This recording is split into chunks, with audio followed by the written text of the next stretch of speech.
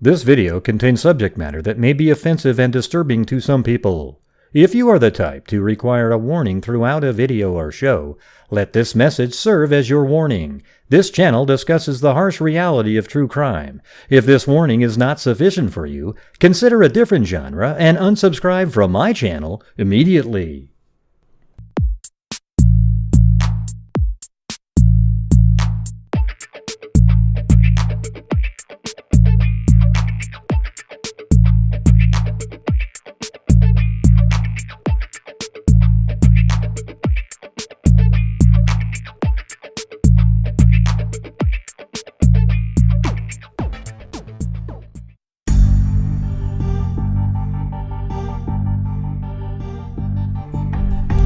What's going on, freakazoids? If you're not a freakazoid, you're missing out. That's all I can tell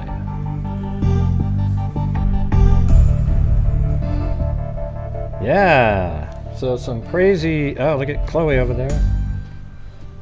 there. Crazy court hearing today. We'll go over that here in a minute. Also, we got another... what do you call it? DNA project. It's a murder case from 1979 in Texas. So what do you think of that? Boom.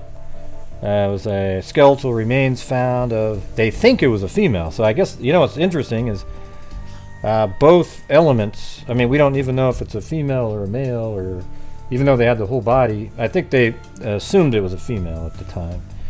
So we're picking up that one as well. So now 11, everybody, 11.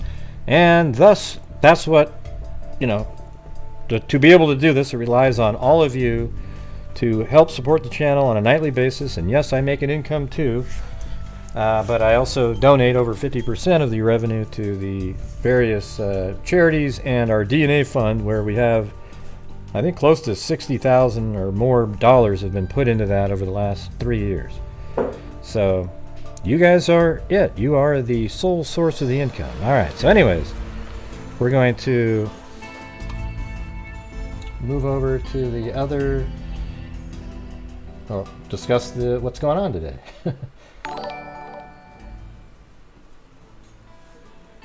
Welcome, Sosi.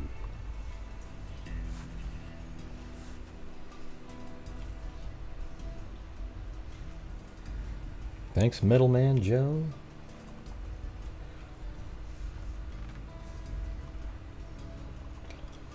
So here's the news from today. We move over to the middle monitor. And it was fun watching Blue sleeping over there. But this is on Fox 32. In Indiana, Delphi murder suspect Richard Allen may have made self-incriminating statements.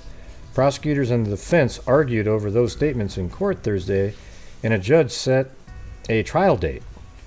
Prosecutors stated that Allen confessed 5 or 6 times that he killed the girls, but his attorneys say these statements cannot be trusted due to his mental state. Well, I mean, what a load of shit that is. Okay, that's ridiculous. All right. Yeah, so his attorneys are even admitting that he's confessed. Except, well, he just wasn't feeling good, so it was all a figment of his imagination. You know, I tell you, the people that are most freaked out right now are all the ones that keep saying it's Ron Logan still. Ron Logan, it's Ron Logan, man. Look at the guy on the bridge. Who looks absolutely nothing like the guy on the bridge. But they keep saying it because their brains don't allow them to move on to something else. I mean, whole books have been written about Ron Logan at this point. Wow. That's pretty scary, isn't it? It's almost embarrassing.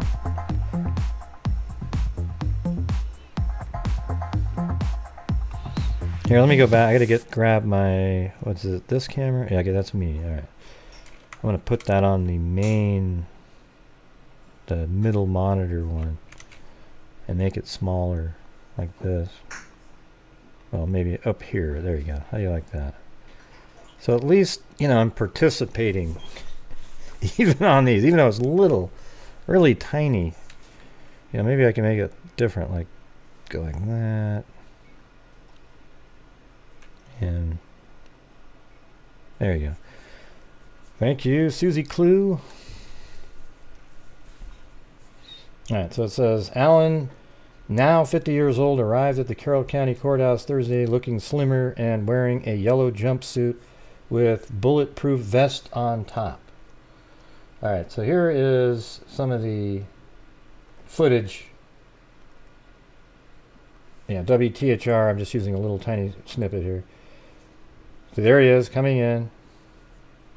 Right there. Looks like $1 million. Looks about the same as he did when he was playing pool, actually. I think he looks better now than he did before. And there he is going down the steps. And here is Becky and Mike going into the proceedings today. So that's cool. Remember how people were always saying Mike was the guy? I mean, there's been a lot of really sick people that followed the Delphi case over the years. I hope they're all ashamed of themselves now. But they aren't. They think they're just really sleuthing. We're all just being told something, a whole different story. I mean, it's incredible. Absolutely incredible. So anyways, several things were discussed in court, including his so-called confessions to killing best friend Abby Williams and Libby German. Now, the rumor is that it's Richard Allen's wife who he's told this to. So hopefully she kind of like wised up to the information and isn't going to be supporting him anymore and is now saying what he said. Now, are these all things that he said to, if it's her, that's, you know, I'm just doing a rumor theory here. If it is her, I mean, it must have been when she would go visit him or something. That'd be pretty crazy, wouldn't it?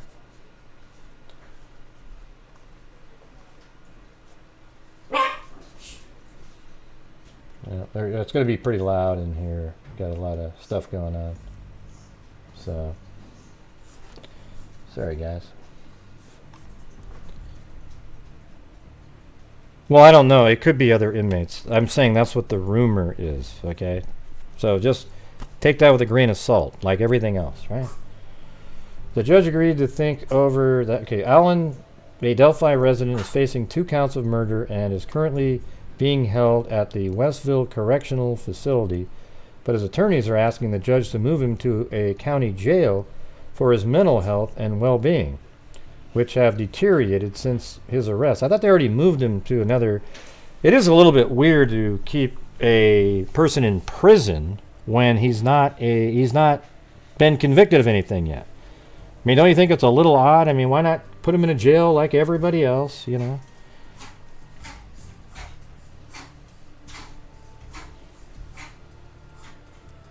Hey, Juniper, I don't know who the hell you're talking about, but we don't talk about other people in here. He's still there for his safety. Yeah.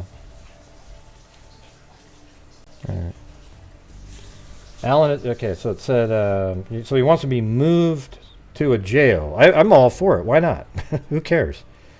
Whatever makes him the most comfortable, put him there.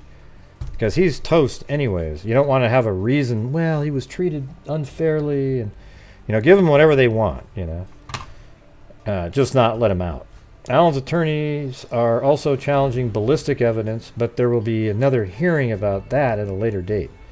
Jury selection is set for January 8th, and the trial is expected to last 3 weeks. That's it. I mean, I'd be shocked if it was only 3 weeks, but January 8th, so that is in 6 months. Like, that is possible. It just almost never happened on the date that was originally scheduled.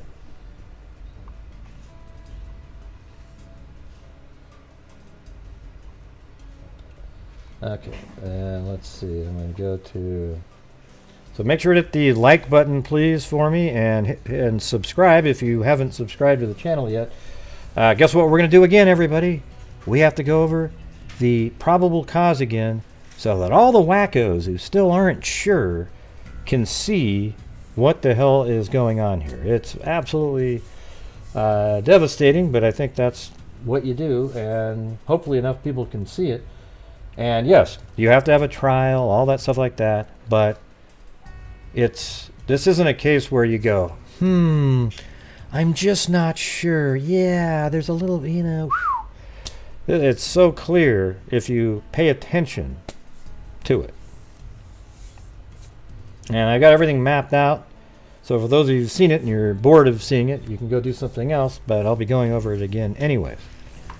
All right.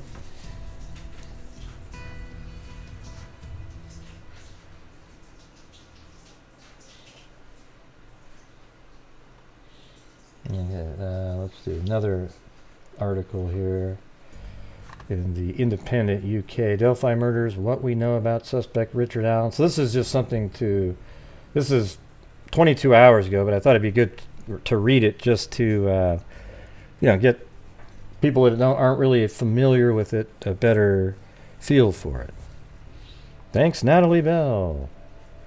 More than 5 years on from when teenage best friends Libby German and Abby Williams were last seen alive, 50-year-old local married man was arrested and charged in connection with the 2017 Delphi murders. Richard Allen of Delphi, Indiana, was taken into custody 26th of October and booked into Carroll County Jail on 2 counts of murder.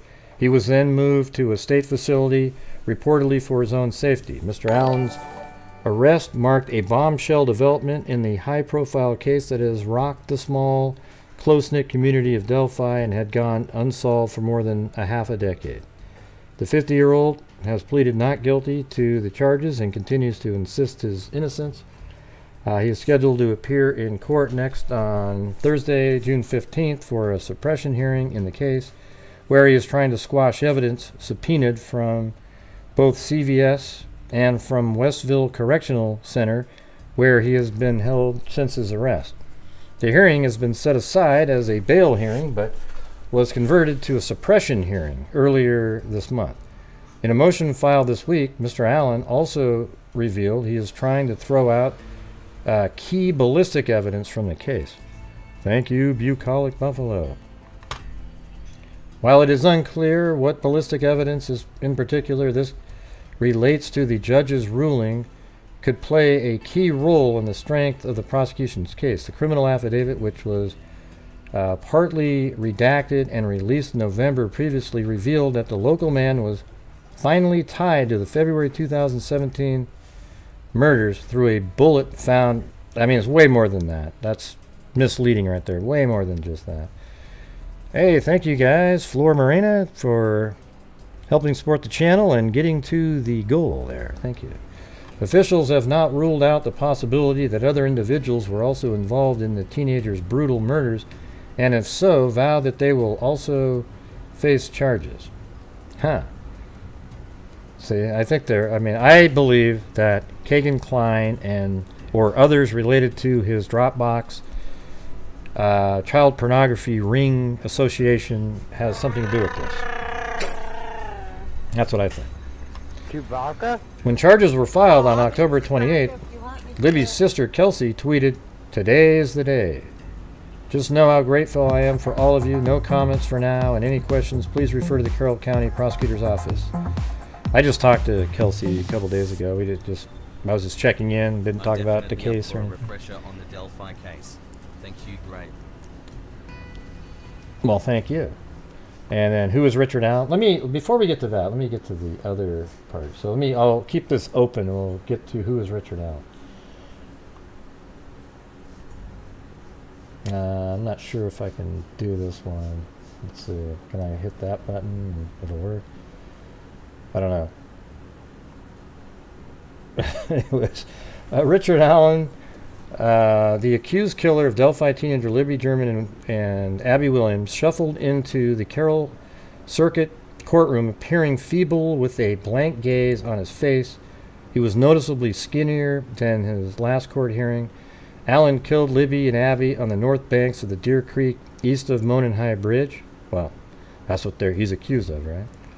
I am 100% certain that Richard Allen is the bridge guy and thus the killer of Abby and Libby. Okay, I don't need to. If I went to court and all I had was that probable cause, I'd vote guilty.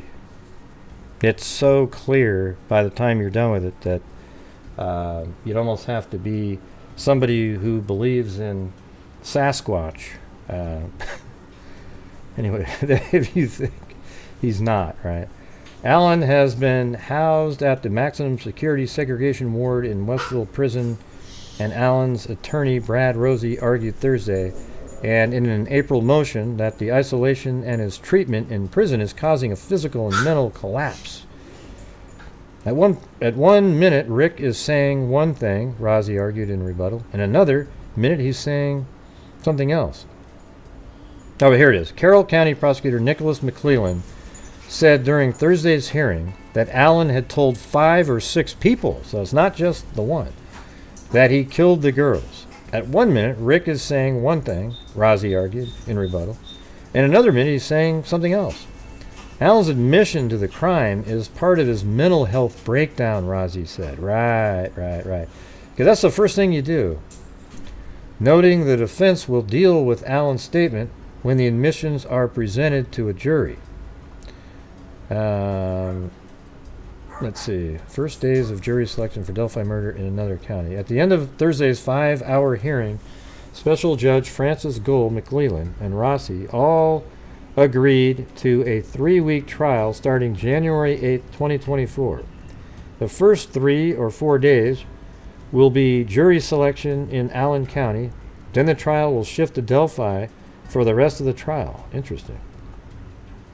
Oh, great. I get it. So they're going to, I think we already knew this. They're picking a jury from a location that maybe isn't as biased towards him, and then they're going to sort of bus in the jury from a different location. Okay. Then the trial will shift to Delphi for the rest of the trial. Goal also indicated the secret filing from both the state and defense ends next week. So remember the secrecy part? Both sides have sealed motions for what ordinarily are open to the public inspections. Goal said she will review the motions and upload them to a website for all to see. Okay, well, I guess we'll have access to that. Some of those motions include, by the way, keep your eye out for it and make sure to send it to me if you find it. Some of those motions included requests to suppress evidence, which is what Thursday's hearing was supposed to address. Thursday's hearing initially was to be a bond hearing based on the last hearing in February. The bond hearing was changed last month to a hearing to address motions to suppress evidence. Instead, the hearing was devoted to hearing evidence about modifying Allen's safekeeping order that was approved in October. Thank you, Cheryl Bullock. Allen's attorney want to move Allen from the maximum security isolation unit at the Indiana Department of Corrections. Allen's attorney filed a motion in April to remove Allen from the prison to a jail because of his mental and physical changes that his attorney attributed to being isolated at the prison, I guess, or due to isolation. Allen has been incarcerated since his arrest on October 26, 2022. Since early November, he has been housed in a segregation cell at Westville Prison without contact with other people. A convict companion was posted outside of his cell door to monitor Allen, who also is watched via a surveillance camera, according to testimony. As Allen's condition worsened, a dock employee is the companion posted outside of Allen's cell. So he has got somebody sitting outside sort of monitoring him. I guess that's his job. I wonder if that guy can get information or something. However, neither the inmate companion nor DOC companion are supposed to speak with Al. Well, that answers that question. Rossi argued the keep safe order that isolates Allen, a defendant who is presumed innocent, amounts to denial of Allen's 14th Amendment rights, denying him rights without due process. Rossi also argued that keeping Allen incarcerated in isolation nearly 2 hours from his attorneys amounts to denying Allen his 6th Amendment right. The burden to prove, I don't have any problem with moving him somewhere else, but he needs to be in a situation where he can't do self-harm or something. Yeah, this guy's got to face the charges here. The burden to prove that Allen should be kept safe outside a pretrial detention facility such as a jail is on prosecutors who Rozzi said have not presented any evidence. Hey, thanks H-Doc for gifting a membership to somebody named Rue. Hopefully not a troll. You know how that works. Toby Lesenby, who was Carroll County Sheriff when Allen was arrested, said his November 22 motion for safekeeping was based on his concern for Allen because of his high-profile case. Lesenby, who is now a Carroll County Sheriff Chief Deputy, testified Thursday that those concerns were not based on any known threats. Carroll County Sheriff Tony Liggett, so Tony Liggett took Lesenby's spot, testified he has concerns that Allen and jail staff would be in danger if Allen is housed in Delphi, but he did not know of any specific threats. Beyond concerns for Allen's safety is a county jail and the burden on the staff. Liggett was concerned about how to get Allen transported from a jail to court for hearing. At the conclusion of the hearing, Gold said she will take the matter under advisement and publish a decision after reviewing the arguments and precedent case law on the safekeeping issue. So there's that, and then let's do that. Now we'll do this Who is Richard Allen part from the independent.co.uk one.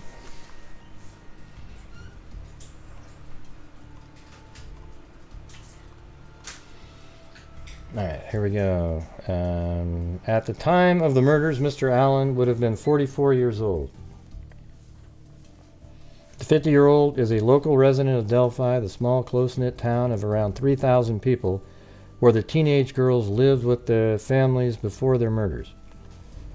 His family home is less than 5 minutes away from where the bodies of Libby and Abby were found, residing in a neighborhood southwest of the Monenhigh Bridge. So here is the Monenhigh Bridge right here, and Richard Allen lived right there. I mean, it's crazy. As a crow flies, it's not far at all. So if you went like that to his house, it's 1.125 mile basically. The way he got there that day was he drove down this road. This is my opinion based on where he came from. Drove down like this, went up here, came in like this, went over the Wilson Bridge over here, drove around up like this, and then came over here and parked his car.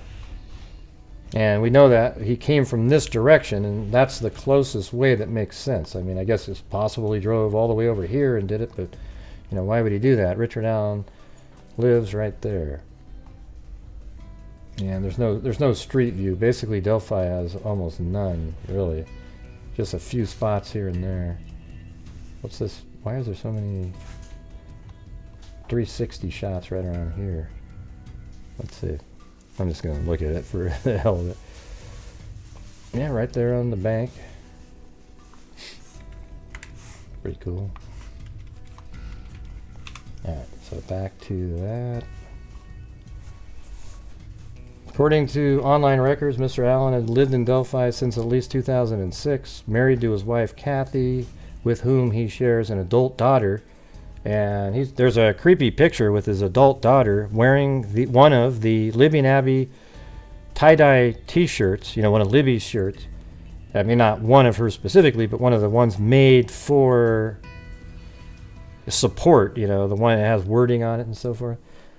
Laying on a bed, and his daughter actually looks physically sort of similar. So it's really strange. I don't know who took the picture or how the hell that developed, but I mean, a lot of people in Delphi had those shirts. It's just really pretty crazy. And again, everybody, if you'd like to help support the channel, we got the goal at the bottom of the screen there. On a nightly basis, we raise funds to help support the channel and various charities out there. So far, for people that are new here, haven't seen this year we've given already, I'm in jail here, sorry. We've already given $25,850 this year. 2020 was $22,000, 2021 $42,000, 2022 $62,000, and this year we're up to $25,850 for the year. And I donate over 50% of the net revenue to various charities out there. And the only way to make it work is with your guys' support. All right. So here we go. Yeah, we've given over 150 something thousand dollars since January 2020, and so far from the funding we've funded 5 DNA cases. All right. Yeah, you confessed to 5 or 6 people, but his attorneys are saying, well, he was just sick. All right, Patrick. So, anyways, we've done, I think, 4 or 5 solves of DNA cases, and now we just picked up another one. All right. At the time of the murder, okay, where are we at right here? Okay, at the time of his arrest, he worked at the local CVS store, coming into contact with members of the community as part of his job.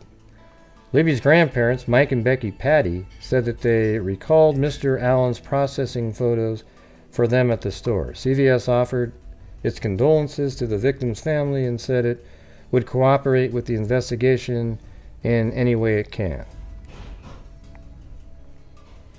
As members of the Carroll County community, we remain devastated by these murders, and our heart goes out to the German and Williams families, the company said in a statement following his arrest. We are shocked and saddened to learn that one of our store employees was arrested as a suspect in these crimes. Thank you, Yaya. We stand ready to cooperate with the police investigation in any way we can. Local residents reacted with shock when news broke of its arrest, saying that he seemed like a normal guy. When I will go into CVS as a customer myself, he would say, "Do you need any help?" Thanks, Jay Tharp. I pray for the families. He did confess. Well, he confessed to people, and I'm sure those are recorded. I mean, maybe not auto. Well, I mean, I don't know, because his lawyers seem to agree that they happened. So maybe they are out there. It said, let's see. Yeah, when I will go to CVS customer myself, he would say, "Do you need any help?" I would be like, "No." Chandler Underhill, the manager of the local brick and mortar pub, where he said Mr. Allen was a regular, told Fox 59. Just like a normal guy that I've seen for the last couple of years, not really thinking anything. Oh, hey, thanks, Jay Tharp, too. I pray for the families he did confess, so they don't have a horrible trial, folded hands. Well, he hasn't confessed where it matters, where he's still pleading not guilty or something, I guess. I don't know. I would talk. He would say, he wouldn't say much. He seems like a normal guy, he said. One of my servers was telling me that he wouldn't speak much. Probably didn't want to have his voice out there. Libby's grandfather told reporters after the 31 October press conference that his granddaughter, accused killer, had been hiding in plain sight the whole time. As Doug Carter said that earlier, if you recall, he said he's hiding in plain sight. Yeah, I remember that. He said it at one of the press conferences. Thank you, Candalee Woodward Stone. It has also emerged that the accused killer brazenly posed for a smiling selfie in front of one of the police sketches. Yeah, I mean, he's not brazenly doing anything here. I don't like when there's like the sensationalistic part of stuff. Okay? So, hey, thank you. Chewbacca? Hello and Gray and Mods. Oh, I'll do Chewbacca if you want me to. Hello with Grey Mods and chat, bros. Bros. Yeah, hey, thank you. So this is one of those sensationalistic type things. So here's a sketch in the background, and he's, quote, brazenly smiling in front of the image. No, those sketches were everywhere, every single place in Delphi. They were even in front of his, on his CVS counter. Okay? He doesn't look like that guy. He doesn't even care. He probably laughs every time he looks at it. But he's just sitting there in a picture, and he just happens to be in the background. And, oh, brazenly, like he planned the angle for it. Yeah, it's, that kind of stuff's garbage, all right? Look at that. In a chilling photo. Posted by Mr. Allen's wife, Kathy, on Facebook in December 2021. Mr. Allen is seen smiling alongside his wife in a local bar in Delphi. On the wall behind him is the 2019 police sketch. Mr. Allen bears some likeness to the drawing. No, he doesn't bear any. This guy, Richard Allen, looks absolutely nothing like the picture behind him. But this looks like Tom Cruise up here, and this is Richard Allen, who looks like a cave troll hobbit. The selfie was posted on, hey, thank you, Texas Annie. The selfie was posted on social media the same month. Investigators issued a fresh appeal urging members of the public to come forward. Prior to his arrest on suspicion of double homicide, Mr. Allen appears to have no prior criminal record. What happened to Libby and Abby? All right. So I'm not going to go down through the rest of this. Meaning, this is a video. There's a still frame from a video, and that's where this came from originally. You know, we knew that at the very beginning when we discussed the case, that yes, this is just a still frame from a video, and you can tell by the pixelation and everything originally when it was put out. Welcome, Lark. Thank you, Sack and Fox Nanny. Well, I mean, maybe I can try to zip through this. Just that way you'll have this information, and then we'll go through the document again, because there's people that still think that Ron Logan did it. And when we're done going through it, if you're somebody out there that's on the fence, and you're still on the fence, then you might want to go back to school or something. Hey, thanks, Wonder Woman 77. Did you hear how arrogant Gray was? He said if you don't believe it. Okay, well, I'm just telling you, when you see it all, you'll just be like, oh, wow. What a narcissist. How does R.A. live with himself? I have no idea. Here we go. So anyway, Libby and Abby went missing on February 13, 2017, after they set off on a hike along the Monon High Bridge Trail in Delphi, Indiana. Their bodies were discovered the next day in a wooded area around a half-mile off the trail. For years, police have refused to say how the girls died and have revealed few details about the crime scene. Well, we know from the Ron Logan document that a sharp force object, or whatever you want to call it, was used in the murders. Okay, and we also know, I mean, it's been put out there that Libby had to have a scarf at the funeral because it was, her neck was cut. Okay, that is something that's out there, and it had to. And the only reason it was out there is because another crazy person posted pictures of Libby at the funeral on the web, if you can believe that. I mean, that's the kind of classless wonders we have running around out there. It's amazing. The warrant filed by an FBI agent investigating the murder back in 2017 and partly redacted was to carry out a search on the home of a local man, Ron Logan. In it, the agent revealed that the girls had lost a lot of blood during their deaths, and their killers believed to have moved and staged their bodies. Yep, that's in there.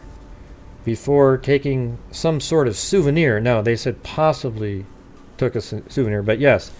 Well, I think a sock and a shoe were missing, maybe something like that. Or maybe no, sock and underwear were missing. They found all the shoes.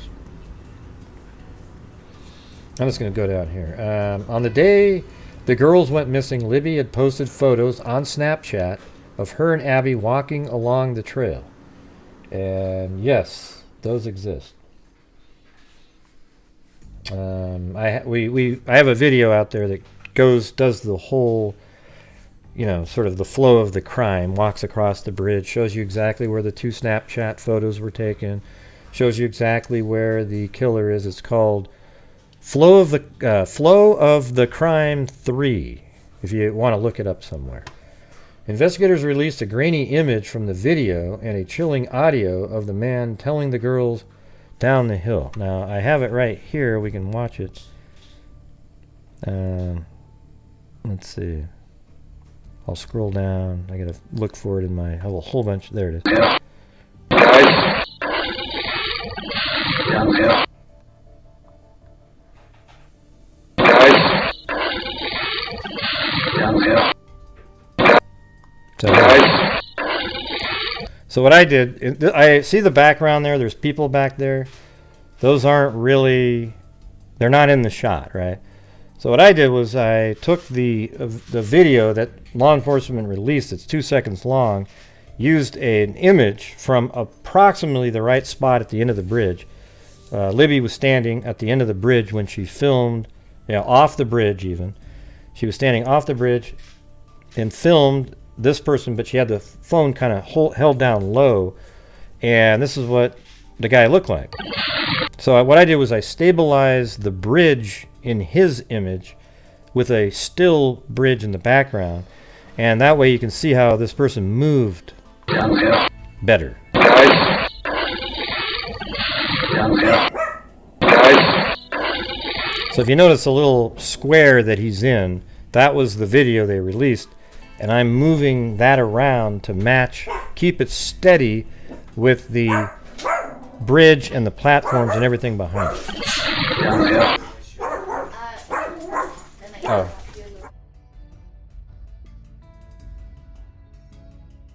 Guys. Downhill. Guys. Downhill. Guys. Downhill. Guys. Downhill. Guys. So there you go. There's basically the audio, the video that was released a long time ago. Oop, I'm back in jail again. And yeah. So it says investigators have long suspected that this man is the girl's killer. Well, yeah, he is the killer. It's funny how people say they're just not sure. We have this podcast out there. They said, yeah, they just wanted to talk to the guy on the bridge. No, they've always known that he is the killer from day one. Because he walks towards them. He's the one that says down the hill. So what did he do? Well, you could say he's the killer or 100% knows exactly who killed them. It's incredible. That people still were like, well, we don't really know. We're not sure. We're a little confused. Investigators have long suspected that this man is the girl's killer and have praised the girls for documenting the video as evidence. Up until now, the man has never been identified. And unfortunately, we'll find something out in this document we're going to be reading that's really frustrating, makes a lot of people angry. Police gave the description of the man as a white male aged 16 to 40. Well, I think he was actually older than that. Just like, I never thought he was 16 to 40. I thought he was 45 to 50. 2 police sketches, one in 2017 and 2019, were circulated of a man matching the description, except neither of the sketches look similar whatsoever. All right, so anyways, I'm going to go, now we're about to talk about the probable cause. So I'll do that.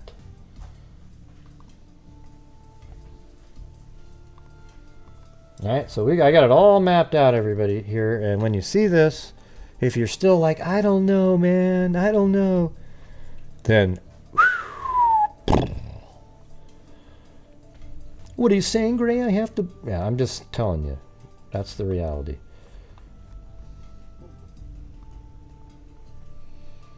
Okay, you guys ready to do this again? Because this is a perfect day to do it. He admitted to 5 or 6 people that he is the killer, but even his attorneys admit that he did that, but are saying it's because he's not feeling well. All right? That's what they're saying.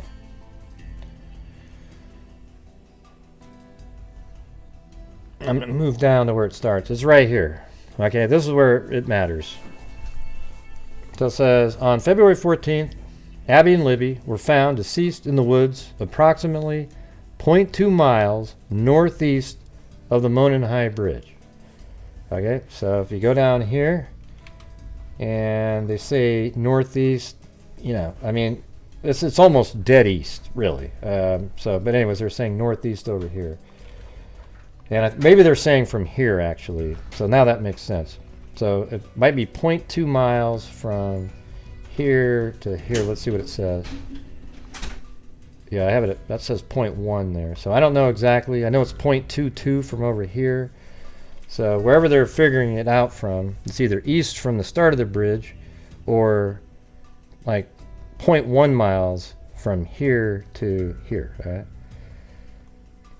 Oops, let me get that back. That's the only date that really works here is this image right here, this satellite image here was taken 2 months after the murder, so it's right around that time. So February 14th, 2017, Abby and Libby were found deceased in the woods approximately 0.2 miles northeast of the Monon High Bridge in Carroll County. Their bodies were located on the north side of Deer Creek. At the time, the Monon High Bridge Trail was approximately 1 mile gravel trail terminating at the Monon High Bridge. The Monon High Bridge is an abandoned railroad trestle approximately 0.25 miles long, spanning, it's about 860 feet really across. 0.25 miles long, spanning the Deer Creek and Deer Creek Valley on the southeast end of the trail. Approximately 0.7 miles northwest on the trail from the northwestern edge of the Monon High Bridge is the Freedom Bridge. Yeah, so all these measurements are correct. I've done it before. Hold on, wait. So here's the Freedom Bridge is over here. That's the Freedom Bridge. This is the Monon High Bridge right there. It's a actual railroad tracks that go over a bridge, a trestle there.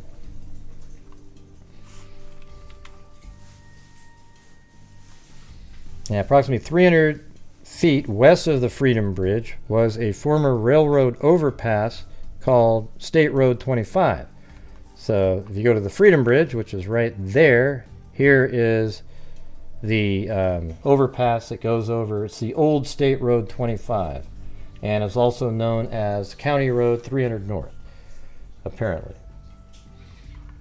Which I guess, if I'm not sure how that happens, but maybe there's some roads in Portland where there's a break in it. But if you go here, and then it continues on over here.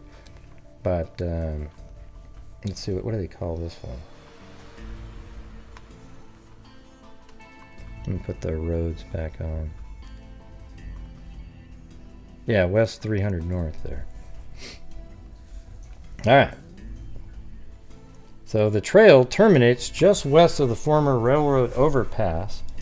The majority, so just before you get to the bridge, that's where the trail ends. They didn't really want people going out on the bridge, but people did it all the time anyway. The majority of the trail is on a wooden area, in a wooded area, like there's woods all over the place. So a wooded area with a steep embankment on the south side of the trail.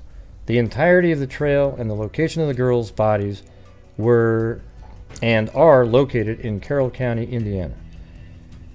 Through interviews, reviews of electronic records, and review of video at the Hoosier Harvest Store, investigators believe Abby and Libby were dropped off across from the Mears farm at 149. So here is the Mears farm. They were dropped off across. There's a this is a place where people would pull their cars in right here, and they would park and then walk and go enjoy the trails, or that's a place where people would be dropped off as well. There's other places you can park around here and stuff like that, but this is where the girls are dropped off at 149 right here. There's a place called Hoosier Harvest Store, which is right there.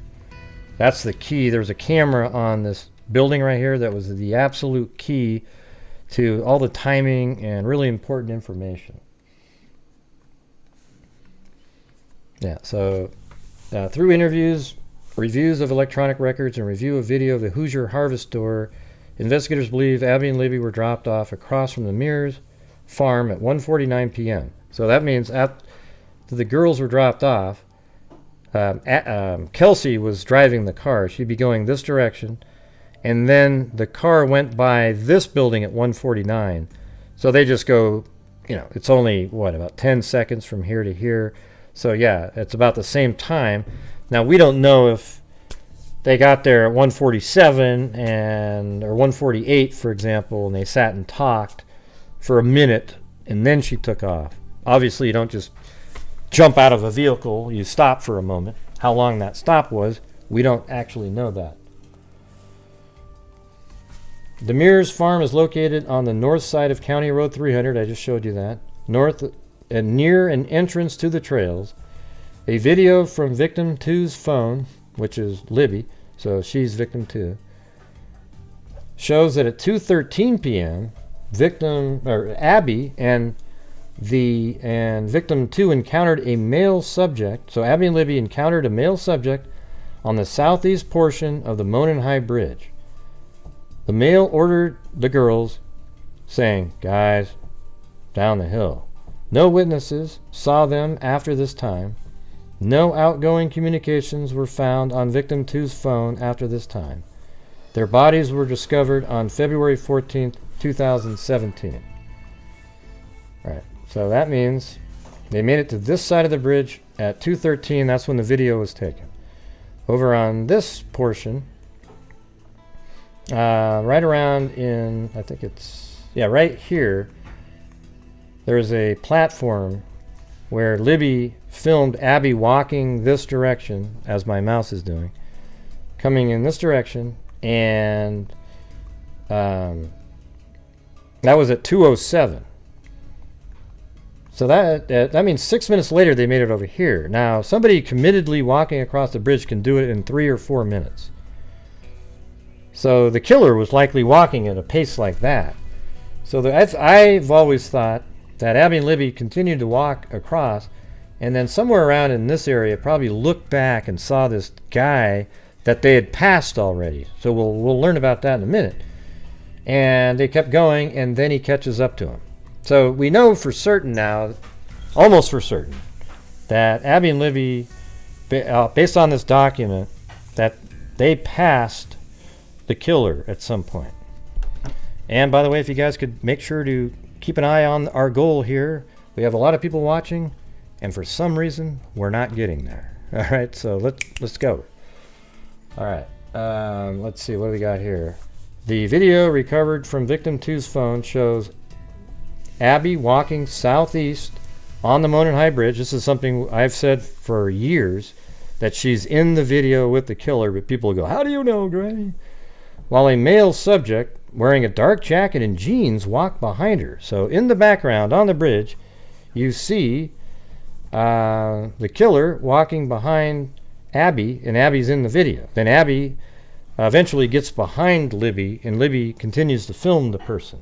And there's communications that are given by the girls there.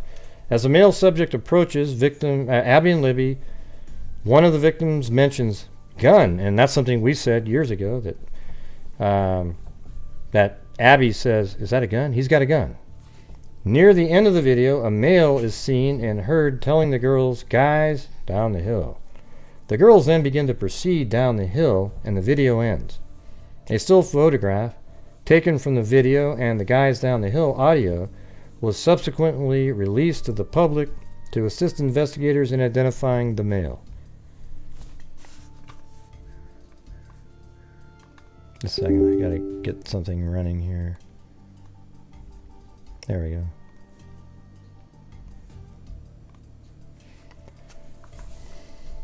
Let's see.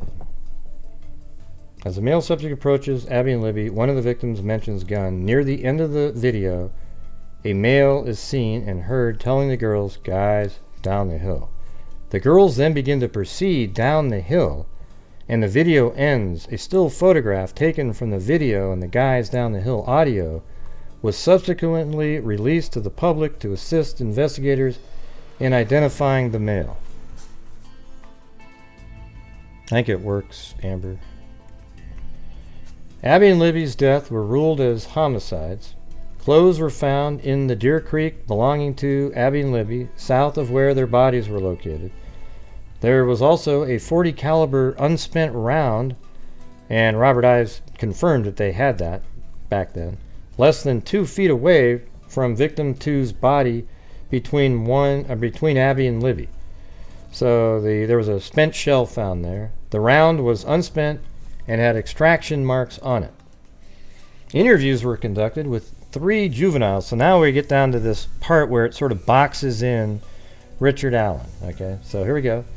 Interviews were conducted with 3 juveniles, and they advised they were on the Monon High Bridge Trail on February 13th, 2017. There's 3 girls. They advised they were walking on the trail towards Freedom Bridge to go home when they encountered a male walking from Freedom Bridge towards the Monon High Bridge. Now, one of them described the male as kind of creepy and advised he was wearing, like blue jeans, like really light blue jacket, and his hair was gray, maybe a little brown, and he did not really show his face. I mean, that's a perfect description of him. She advised the jacket was duck canvas type jacket. Advised he said hi, or that she said hi to the male, but he glared at them. She recalled him being in all black and had something covering his mouth. She described him as not very tall, with a bigger build. She said he was not bigger than 5'10". Another, I don't know if it's the same person, advised that he was wearing a black hoodie, black jeans, black boots. So that's a little different description, but it's still generally, somebody wearing dark stuff. She stated he had his hands in his pockets. See, that's exactly what the guy on the bridge, Richard Allen, had. Showed investigators, so one of them showed investigators photos she took on her phone while she was on the trail that day. So, I mean, let's see. I've seen a couple of those photos. I think Fig Solve sent them to me. But I don't know if I'm going to show them. Anyways, the photographs included a photo of the Monon High Bridge taken at 12:43 p.m. and another one was taken at 1:26 p.m. So the 3 girls that were there. So just picture it. There's 3 girls that are just at the bridge. They're at the Monon High Bridge at 12:43. So they're right here, right in this area at 12:43 right there. The 3 girls. You see me, 12:43, right? Okay. And another one taken at 1:26 p.m. on the bench east of the Freedom Bridge. So, let's see. The bench east of the Freedom. Yeah, so here's the Freedom Bridge right here. There's a bench right here. They took a picture there at 1:26 on their way out. So they were over here at 12:43 and they started walking this way. And then at 1:26, they took a picture at this bench here. And one of them advised that after she took the photo of the bench, they started walking back towards the Freedom Bridge. She advised that was when they encountered the man who matched the description of the photograph taken from victim 2's video. Right? So that's when the girls say, yeah, we passed the guy wearing the blue jeans, the blue jacket, and the hoodie. Described the man she encountered on the trail as wearing a blue or black windbreaker jacket. She advised the jacket had a collar and he had his hood up from the clothing underneath his jacket. She advised he was wearing baggy jeans and was taller than her, but we don't know how tall she is. She advised her head came up to approximately his shoulder. She advised that he said hi. She said hi to the man, that he said nothing back. She stated he was walking with a purpose, like he knew where he was going. She stated he had his hands in his pockets and kept his head down. She advised she did not get a good look at his face, but believed him to be a white male. The girls advised after encountering the male, they continued their walk across Freedom Bridge and the older railroad bridge. So these 3 girls, after they encountered the person, it's believed to be right in this area. Let me get the...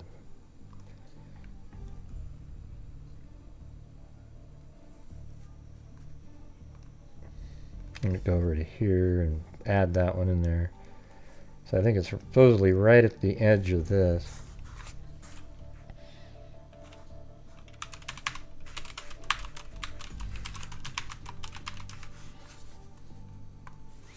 All right, so the three girls walked this way, and they encountered the suspect in this area.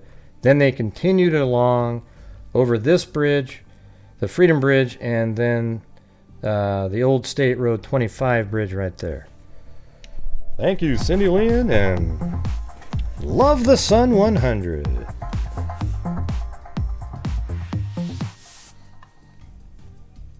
Freak, ocean wave, ocean wave, ocean wave, ocean wave.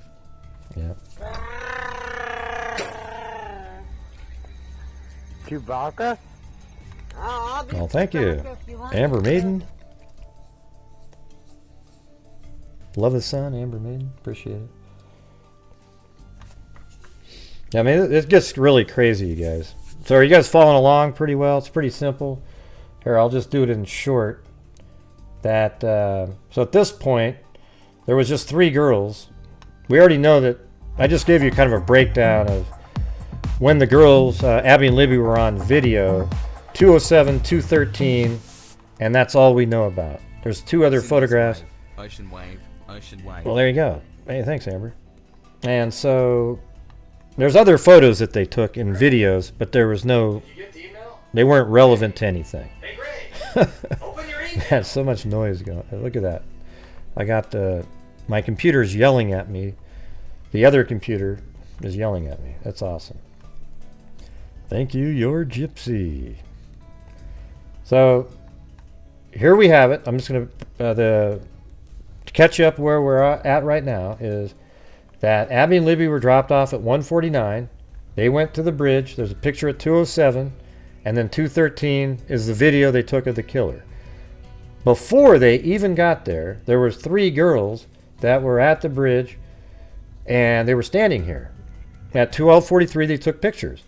Then they get over here at 126, and then past the bridge guy, probably at like 135, I would say. You know, something like that, like 134 even. I mean, it's hard to really know, but right around like 135-ish, maybe 140. I mean, who knows how long they lollygagged around, as my mom would say, over here. And at 140, they passed the guy going this direction, the bridge guy, right? But now when you picture that, now that's getting really close to the time that the girls are dropped off at 149, right? So the guy's walking by here, let's say 140, right? And, maybe 135 to 140. Then he's walking this direction, and who knows where he goes at this point, because I haven't read that part yet. But the girls are dropped off at 149, so now we know that they're in the area at the same time. And guess what? There's so much other stuff in this case, but I'm just going to go through this first, and then we'll circle back, okay? Thanks, Cheyenne R. Investigators spoke with one of the people out there who advised she was on the trails on February 13th, 2017. Video from the Hoosier Harvest Store captured, I call her Sue, this one. So let's just say investigators spoke with Sue, who advised she was on the trail on February 13th, 2017. Video from the Hoosier Harvest Store captured Sue's vehicle traveling eastbound at 1:46 p.m. towards the entrance across from Mears Farm. So remember, Kelsey drives by at 1:49, so that means 3 minutes earlier, this other woman drove and parked right here, and Kelsey even knows when she dropped the girls off that there was a car parked there, and that was her vehicle. That was the only other vehicle, was this woman I call Sue, okay? So she drove by at 1:46, parked, and started walking towards the bridge, right? So here we go. Investigators spoke with Sue, who advised she was on the trails on February 13, 2017. Video from the Hoosier Harvest Store captured Sue's vehicle traveling eastbound at 1:46 towards the entrance of the Mears Farm. Sue advised she saw 4 juvenile females, so she says 4 when there was just 3, walking on the bridge over Old State Road 25 as she was driving underneath it. So if you picture her, if she gets here at 1:46, I would imagine it was like 1:42 or 3. She goes under here, and that matches perfectly with this. That she just says 4 instead of 3. I mean, when you're driving under a highway, that's just her recollection, right? So these three girls are walking here. She goes underneath it at like 143, 144. Then she drove around like this, came around, and passed the Hoosier Harvest store at 146. And then she parked right there. Thanks, K-Me. Are you guys all with me here? You following along? Does it make sense? I hope it makes sense. So this lady I call Sue saw them. She advised she saw 4 juvenile females walking on the bridge over Old State Road 25 as she was driving underneath it on her way to park the car where she got out. And I just showed you when that was. That was about 146. Sue advised there were no other cars parked across from the Mears farm when she parked. So when she got there was nobody. But when Kelsey got there, Sue had already gone onto the trails, and she dropped the girls off and saw Sue's car parked there. Sue advised there were no other cars parked across from the Mears farm when she parked. She advised she walked to the Monon High Bridge and observed, check it out everybody, a male matching the one from Libby's video. She described the male she saw as a white male wearing blue jeans and a blue jean jacket. Oh, well, thanks, Cindy Lynn. So just visualize this for a minute. At 146, Sue drives by here, parks right I here. accidentally cancelled my purchase Somehow, riding my Smiley own. face, riding my own way. Well, thanks anyways. And then Sue gets out right here, goes to the trail, walks down, and I have it here because it only takes about 6 minutes to walk from here to here. And if you're just kind of strolling. And I have her getting here at about 1:55 after getting out of her car at 1:46. It might have been a little earlier, like 1:50 even, right? And when she gets here, she sees a man that matches the guy in the video standing right here on platform 1. She described the male she saw as a white male wearing blue jeans and blue jean jacket. She advised he was standing on the first platform right there of the Monon High Bridge, approximately 50 feet from her. So when you look at this, see how the bridge goes and then there's gravel trail here? It's almost exactly 50 feet. Like she stopped right there, didn't go on any of the bridge at all, and then turned around. But when she got there, she looked out on platform 1 and saw him there. So hold on a second. I'm going to go get this really quick.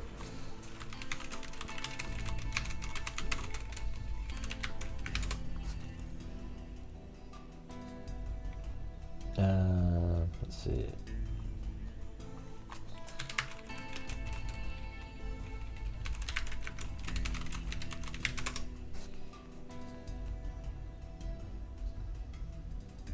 I keep spelling this wrong. It's wild. Man.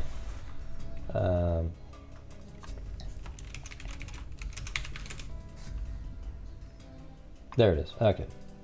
Region 225. So this is exactly what it looks like here. This is right behind this. I'll just scrub through this, but where I'm looking right now is on this map. You're standing right here, basically like this. So right here, after getting out of the car, you're walking this direction and you would take a left. All right, so just keep that in mind. That's exactly what we're looking at right here. And then you'll take a left, right? So I'm just going to move it forward. So after taking a left, it turns. This is what it looked like. This was filmed in March of that year. So this is what it was like. Kind of a dirt trail like that. Now it's paved and everything. So I'll just show you at the beginning of the bridge. So then there's this little barrier there. Form 1 is 40. And here you go. So this is right where Sue stops. Okay, Sue stops right here. The guy wearing this is a cool shot right here. This shot right here shows you where Sue stopped, and on this platform here was where the bridge guy was standing. He was standing right there. He was just standing right there. That's exactly what she's saying here. So let's get this back over. and observed a male matching. Okay, we did that part. She was standing about 50 feet away. She advised she turned around at the bridge and continued her walk. So then she probably walked over the Freedom Bridge or something. Approximately 50, then it says she advised she turned around at the bridge and continued her walk. She advised that approximately halfway between the bridge and the parking area from the Mears farm, she passed two girls walking towards the Monon High Bridge. She advised she believes the girls were Abby and Libby. I mean, how creepy is that? So let's go back in time. So this is right when you start the trail. So maybe like around in this spot here, she's walking down. I wouldn't even say there, a little bit further. So right here she passes Abby and Libby, but the other direction. This is more like how Abby and Libby were walking, just like this. And as they're walking, Sue passes them. So imagine somebody coming towards you in this video right here, and it's somebody that I call Sue, and then Abby and Libby continue on. All right? So now that we know that they're continuing on, who is the next person that Abby and Libby will see? So at the time that Sue was at the bridge, it was just her and the bridge guy. So after Sue leaves, turns around and passes Abby Libby heading towards the bridge, who was the next person that Abby and Libby saw? Anybody know? No, she shouldn't have any survivor's guilt. Yeah. Anybody?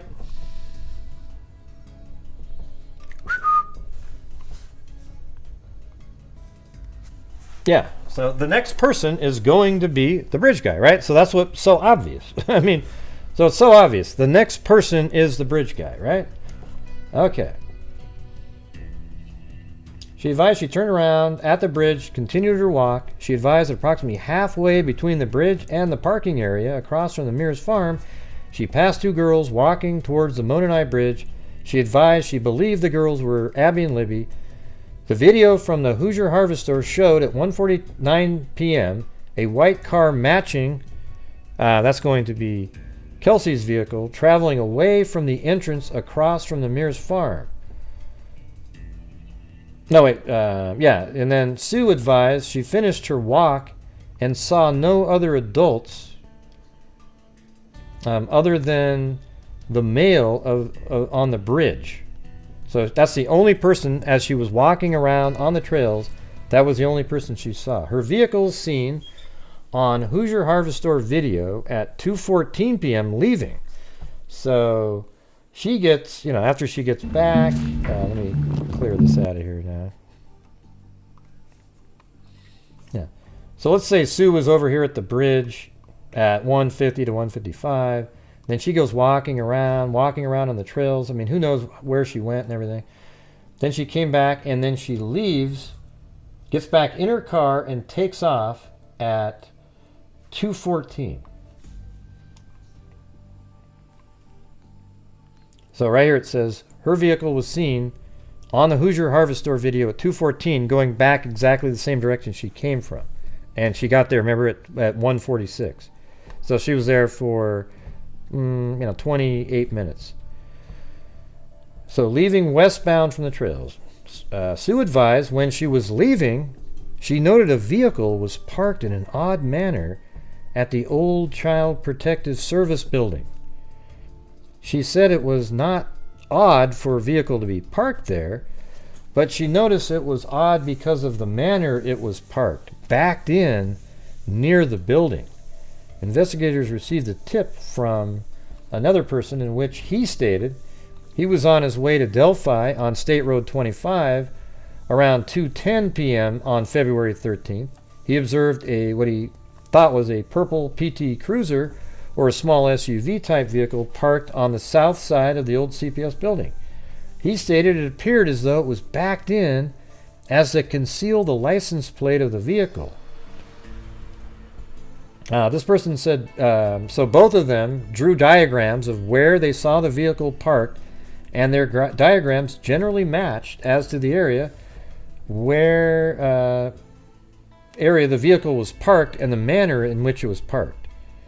One of them advised he remembered seeing a smaller dark-colored car parked at the old CPS building. He described it as possibly being a smart car. Said the vehicle was seen leaving at 2:28 p.m. on the Hoosier Hardware Store video. So these are all, verified witnesses that their vehicles are. Two of them are actually on camera. Yeah. So investigators spoke with another woman who stated that she was traveling east on 300 North on February 13, 2022, and observed a male subject walking west on the north side of 300 North, away from the Monon High Bridge. This person advised that the male subject was wearing a blue-colored jacket, blue jeans, and was muddy and bloody. And that makes total sense, because the killer had to take Abby and Libby across the creek. So if we go up to the map again, up in the air here, this is where the girls were told to go down the hill. Right over here, there's like a bank. You go down, and then there goes through a private drive, and then there's another bank that you have to go down. And then their bodies were found over here across this creek. Now, when I was doing the flow of the crime, I was able to figure it out based on this shallow area here. And I think they may have even gone up over here in this area, because the bank on the other side gets lower and lower and lower and lower, and you can just walk up onto this one, where this is basically like a cliff over here, where you have to climb up like a 7 or 8 foot tall bank. But anyways, going across the water, going up in here, you would get muddy, and the way that he killed them would you would have to get blood on him, I guess, is what they're saying. And at 3:57, I'm just randomly putting a pin here, but it was walking in this direction. A woman that was seen on the Hoosier Hardware Store camera drove by and saw it's Richard Allen, okay? I'm just going to tell you. Richard Allen, muddy and bloody, walking in this direction. Okay, and guess why he's walking in that direction? Well, because his vehicle's over here. A car was backed in, I believe, right in this spot at this building. So it's backed in so that the license plate couldn't be seen, because in Indiana, you don't have to have front license plates. All right.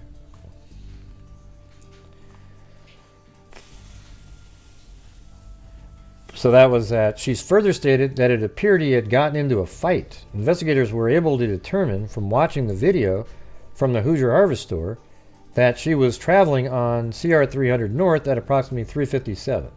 So all we know for certain is at 3:57, she's right here. However, it could be that she saw him walking around this corner or over here. We don't really know, okay? It seems it'd be weird to be walking for a long period of time on this road when you're muddy and bloody. It could have been right when he popped out of here, she drove by and saw him.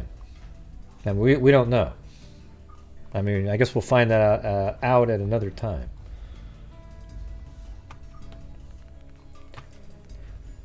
Okay.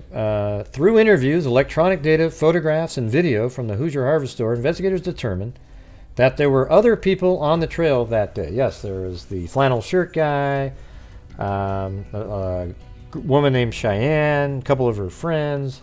People were moving around after 2:13. And when they say after 2:13, the reason they say that is because that's the last known time where you see the bridge guy coming towards the girl and having them go down the hill. But there were other people on the trails that they've identified. Those people were interviewed, and none of those individuals encountered the bridge guy subject referenced above, witnessed by the juvenile girls. So the 3 juvenile girls and Susan, the one that was there exercising or whatever, they all saw this guy with the blue jacket, matched the video individual, the bridge guy, perfectly. But not one of the other people that were there after 2:13 saw the same person. And guess why? Because then that person was off at the crime scene killing Abby and Libby and never made it back onto the trail area where they were.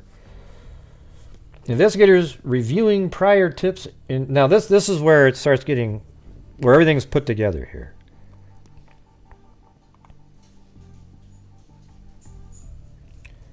Hey, does anybody consider the title clickbait? I don't think it is at all. It's literally what he said. Richard Allen confessed to 5 or 6 inmates. His attorneys even said he confessed, but they're trying to attribute it to something else. I even put a question mark on it. I think it's about the most unclickbaity, but I came up with a title that I thought, okay, that is the reality. Right. Thanks, Cecil Hotel. But trolls will always think there's something wrong. It doesn't matter what I say. If I said, my name is Jim, they'd say, oh, you said it wrong. Did you hear that? He said that. My name is Gray. Oh, it's really Lance, everybody. Oh. Is everybody following along well here? Is anybody confused? Type in if you're still kind of like, oh, what's going on here? All right, so now I can break it down again. There was 3 girls at 12:43 right here. Those girls walked this way, and at 1:26, they were right here on a bench taking photographs. Then eventually they started heading out, and they passed Richard Allen right here, the bridge guy. We'll just call him bridge guy for now, right here. They passed him. Then they cross over like this, and at 1:46, Sue drives like around like this, about 1:43 probably right here, came around, goes past this camera at 1:46, parks, gets out, starts walking towards the bridge. Then right around that time at 1:49, Abby and Libby were dropped off. It almost seems like Richard Allen knew when the girls were going to be there based on the way he was urgently walking towards the bridge and how the timing was so perfect. Then at 1:49, so think of it like this. When the girls here passed Richard Allen or the bridge guy at 1:40, he walks this way, and he's probably not even too far ahead. He's probably about right here when Sue gets there. He gets over here, and he stands there on platform 1. Sue walks up, sees him there, turns around, goes back, and then passes Abby and Libby because they were dropped off just 3 minutes after Sue got there. They're walking this direction. And I think Richard Allen saw them, passed them, went back over here and stood over here and watched right in this spot right here that I've said for years, where you can see straight that way and you can see straight this way, and he knew there wasn't a soul behind him and there wasn't a soul in front of him. And then when the girls started moving across the bridge, he started making his way over here like this, and then he followed them across. 2:07, there's a photo here. 2:13 is when the bridge guy is about 60 feet away from him on this end of the bridge, and you don't see the bridge guy or Abby and Libby ever again in the park that day. Okay? And then we also have, then the lady leaves at 2:14 heading out. She sees the car backed in right here. Okay, so keep that in mind. There was a car backed in right here. At when Sue was leaving, and the 3 girls, when they were leaving at 1:40, let's say, right here, they pass the bridge guy, right? So now this is where it gets crazy and absolutely ties in Richard Allen, okay? Investigators reviewing prior tips, and I believe personally that this tip was come upon because of Kegan Kline in some way. It's just absolutely has to be. If it's not, man, what the biggest coincidence in the history of mankind. Investigators reviewing prior tips encountered a tip narrative from an officer who interviewed an individual named Richard M. Allen. That narrative stated that Mr. Allen was on the trail. Look at everybody. Richard Allen tells this investigator, or this officer, that he was on the trail between 1:30 and 3:30. I mean, my God, everybody, that's exactly. You park here at 3:30 or 1:30, I mean, and then you walk this way and you pass the 3 girls right here, right? Anyways, let me just finish this and you'll see what I'm saying. He parked at the old Farm Bureau building. That's what he thought that building was. The Farm Bureau building's on the whole other side of the town. But you know he was talking about this building because he said he was walking on the Monon High Bridge trails. So you got these clowns out there that go, oh my God, he said the farm building. That's not even in the air. Right, because he didn't say it right. Okay? So while at the Freedom Bridge, so here's where he admits part of this. So he parked at the old Farm Bureau building and walked to the new Freedom Bridge. While at the Freedom Bridge, he saw 3 females. So this bridge is really pretty new. Watch this. So if you go 2012, that bridge, that isn't there, right? 2014, it looks like they're still kind of building it. And then 2017, it's completely finished at that point. But he says, while at the Freedom Bridge, which is right here, he saw 3 females. So that this pin here really matches perfectly with what is known out there. Right at the edge of the trees here, I think Beth, one of the moderators in here, and I've known her since the beginning of this case, she told me that, and that matches perfectly. I think Doug Rice is the one who got that information. So he's at the Freedom Bridge, and at that moment, this is what Richard Allen's saying, everybody. He's telling us this. While at the Freedom Bridge, he saw 3 females. So guess what? Now we know that the guy that those 3 girls saw was Richard Allen.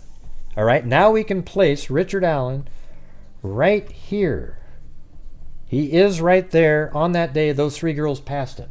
Okay? Wearing exactly the same clothing that the bridge guy has. He did not remember description, nor did he speak with them.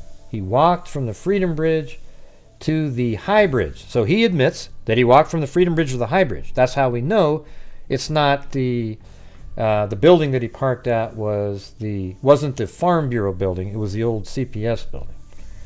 He did not see anybody, although he stated he was watching a stock ticker on his phone as he walked. Okay, right. He stated there were vehicles parked at the High Bridge trail. Well, there should have only been one, but I guess, who knows if another one pulled up. Did not pay attention to them. He did not take any photos or video. Right? So I always tell people, this would have been if you had an officer here who was informed and thinking. All he had to say to Richard Allen at that moment was, oh, yeah, we know you were there. Yeah, we have you on that trail camera video. You know the one that you see out in the news there? Yeah, that was a trail camera video of you. And Richard Allen would have said, oh, yeah, that was me. Yeah, I was just walking around and, and then boom, done. Case closed, over with, because they know the video came from Libby's phone, not a trail camera. But he wouldn't have known that because he wasn't aware that Libby was filming him because he had the phone down low by his side. All right, you guys, we're at 54.59% of the goal.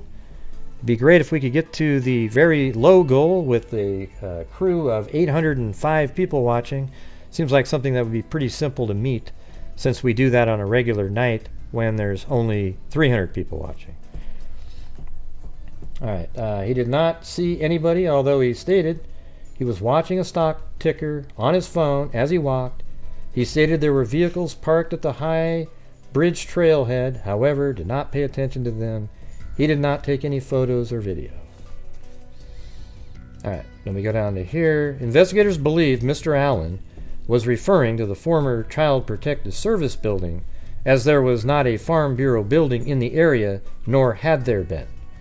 Investigators believe the females he saw were those 3 girls due to the time they were leaving the trail, the time he reported getting to the trail, and the descriptions the 3 females gave. Investigators discovered Richard Allen owned 2 vehicles in 2017, a 2016 black Ford Focus and a 2016 gray Ford 500, probably the Ford Focus. Investigators observed a vehicle that resembled Allen's 2016 Ford Focus on the Hoosier Harvest Store video at 127. So isn't that amazing, you guys? So at 127, there's a car driving by the same building here at 1:27, and he says he got there at 1:30.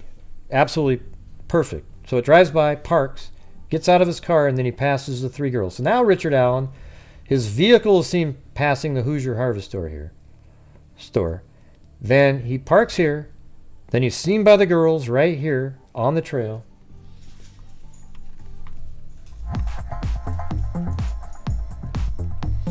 Thanks, Karen Andrews and Teresa. Investigators. Make the goal. Great job, Gray. I know, it's amazing. It's been way more difficult lately for some reason. I always keep thinking it must be my work is not as good or something, but I feel like it's exactly the same.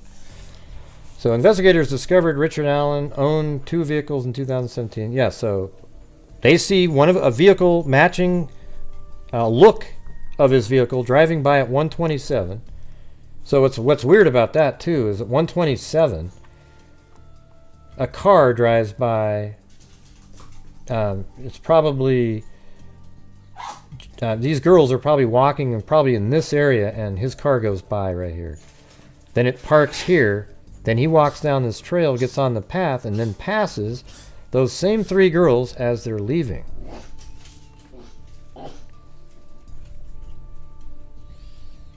I doubt it, Karen. I doubt it.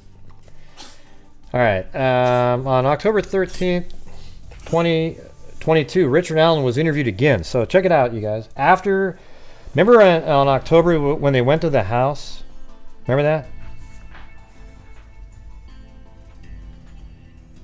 You remember that? Remember when they went to Richard Allen's house? Remember that?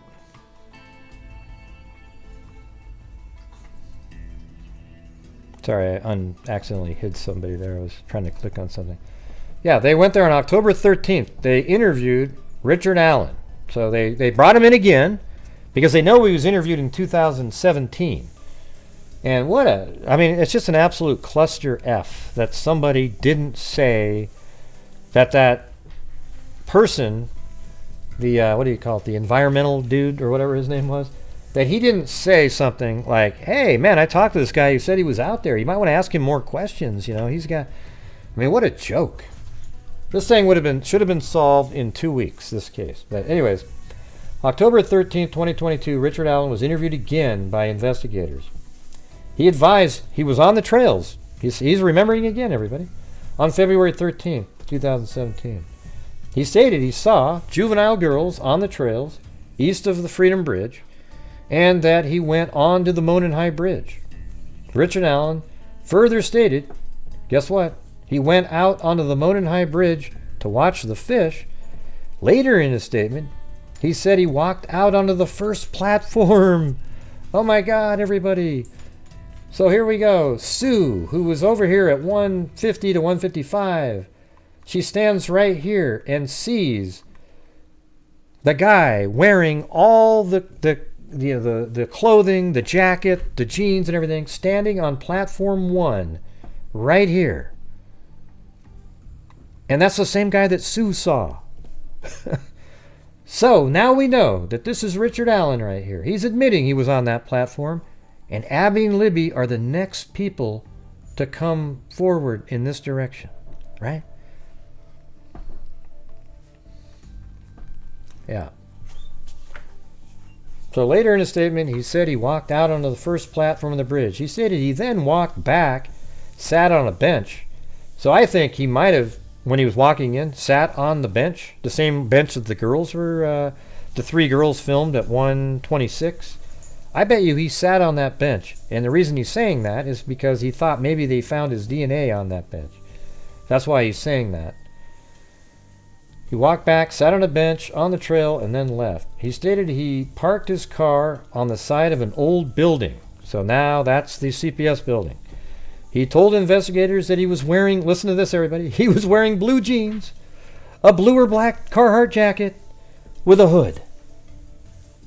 How in the hell can people out there not see this? This is so devastating to Richard Allen that to not know, if I went to trial and I just had this document, I'd vote guilty. I really would. I wouldn't give two shits about, oh, well, he said it wasn't. Look, it's all recorded. It's all there. He said those things. Thanks, Angela Maris.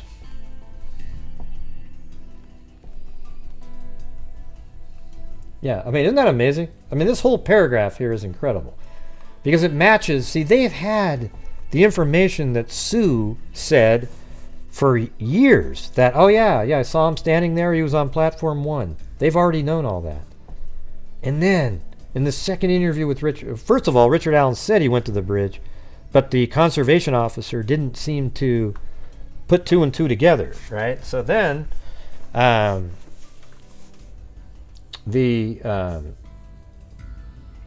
see, where was that here? Later in his statement.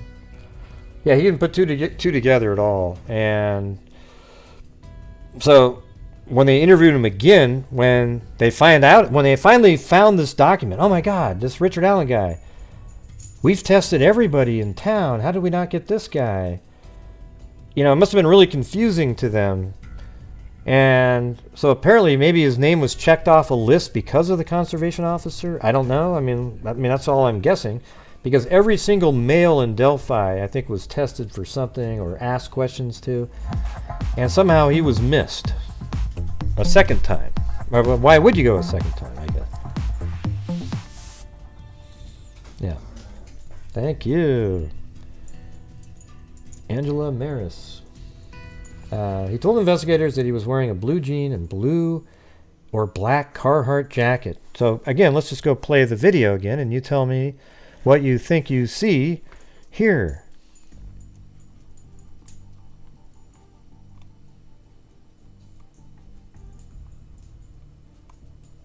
Look at this. Guys. Blue jeans, Carhartt jacket, hoodie. Hey, Richard, what's going on, buddy? Yeah. Right, he stated he parked his car on the side of the old building. He told investigators that he was wearing a blue and blue or black Carhartt jacket with a hood. He advised he may have been wearing some type of head covering as well. You know what? I think that head covering might be the one that he was wearing while he was playing pool in the bar. He also told investigators that he owns firearms. They are at his home. Richard M. And they've had the bullet shell, I mean the whole bullet actually, the ejected bullet, since day one when they went out there. They found that bullet. And he admitted that he had guns. On October 13th, 2022, investigators executed a search warrant. And see, here's the thing, everybody. The bullet part of it is awesome and neato, but I don't even care. I don't care about the bullet. You know, I guess the bullet is the piece of evidence that places him right at the crime scene.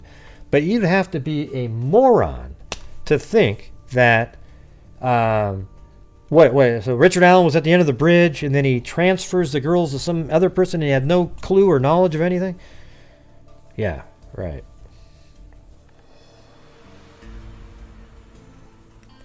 Among other items, officers located jackets, boots, knives, and firearms, including a Sig Sauer model P226 40 caliber pistol with serial number U625-627. Between October 14th, 2022 and October 19th, 2022, the Indiana State Police Laboratory performed an analysis on Allen's Sig Sauer. The laboratory performed a physical examination and classification of the firearm, function test, barrel and overall length measurement, test firing, ammunition, etc. It says, the laboratory determined the unspent round located within 2 feet of I think it's Libby's body had been cycled through Richard M. Allen's Sig Sauer model P226. Thank you. Nobody's perfect or nerfect. Wait. Nobody's nerfect. Okay. An identification opinion is reached when the evidence exhibits an agreement of class characteristics and sufficient agreement of individual marks. Sufficient agreement is related to the significant duplication of random striated impressed marks as evidenced by the correspondence of a pattern or combination of patterns of surface contours. The interpretation of identification is subjective in nature and based on relevant scientific research and the reporting examiner's training and experience. Investigators then ran the firearm and found that the firearm was purchased by Richard Allen in 2001. Richard Allen voluntarily came to the Indiana State Police Post on October 26, 2022. He spoke with investigators and stated he'd never allowed anyone to use or borrow the Sig Sauer model P226, again boxing himself in since there's a bullet from the gun there. When asked about the unspent bullet, he did not have an explanation of why the bullet was found between the bodies of victim 1 and 2. He again admitted that he was on the trail, but denied knowing victim Abby and Libby and denied any involvement in their murders. Carroll County Sheriff's Department detective had been part of the investigation since it started in 2017. He had, maybe that's Liggett, he had an opportunity to review and examine evidence gathered in this investigation. Detective so-and-so, along with other investigators, believe the evidence gathered shows that Richard Allen is the male subject seen on the video from Libby's phone, who forced the victims down the hill. Further, the victims were forced down the hill by Richard Allen and led to the location where they were murdered. Through statements and photographs of the juvenile females and the statements of maybe Sue and some other person at the southeast edge of the trail at 12:43 p.m. east of Freedom Bridge at 126 and walked across the former railroad overpass at Road 25 after 1:26 p.m. and before 1:46. That's when those three girls walked over there. Right. They walked the entirety of the trail and observed only one person, an adult male. Sue's vehicle is seen on Hoosier Harvest Store video at 1:46 p.m. and leaving at 2:14, and she stated that she only saw one adult male, and her and the other two of the other three girls, I guess, described the male in similar manners, wearing similar clothing, leading investigators to believe all four saw the same male individual. Yeah, I mean, I think it's just absolutely 100% because he's the only male that was in the area at that time. He admits to being in the area at exactly that time, and these people, I mean, it's absolutely nailed. I mean, it's unbelievable. Furthermore, Libby's video was taken at 2:13, and I think maybe Sue saw only one male while she was on the trail from 1:46 to 2:14. Investigators believe Richard Allen was the male seen by all the three girls and Sue and the male seen in victim and Libby's video. So they think that it's all one and the same. Absolutely. Richard Allen told investigators he was on the trail between 1:30 and 3:30. I mean, isn't that amazing? So what you got to ask yourself, though, he was there at 1:30 and he was on a mission. So did Libby, apparently, Kegan Kline, using the Anthony Schatz profile, had communicated with her. And people think that he was supposed to meet her there that day. And it says that in one of them. That he even says, I was supposed to meet her, but she never showed up, in another conversation. So this catfishing account, Kegan Kline's catfishing account, communicated with a friend of Libby who said that they were supposed to meet them there that day, but they didn't show up. So we are to believe that the only reason that the catfishing account didn't get to meet up with Abby and Libby is because a random killer named Richard Allen came in and killed them. Or is it more likely that the Dropbox account that Kegan Kline created and led to one of the largest child pornography rings in Indiana state history, did Richard Allen have some connection to that? Some sort of weird, pedophile ring situation going there in town, and he was made aware that Abby and Libby were going to be there, specifically Libby, I think she was the target, was going to be there that day. I think that's the reality right there. Okay, and I think that is the truth, and I think that Richard Allen was discovered because of Kegan Kline. I think they just came up with a cover story. Oh yeah, just digging through here.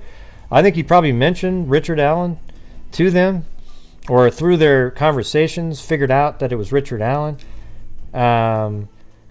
And they were like, well, how come we don't see his name anywhere? And then they dug through again and went, oh my God, here he is right here. Oh shit, you know. Because admitting how this went down looks so bad that it has to be true, right? I mean, it looks so shitty. So by the way, everybody, make sure to hit that subscribe button.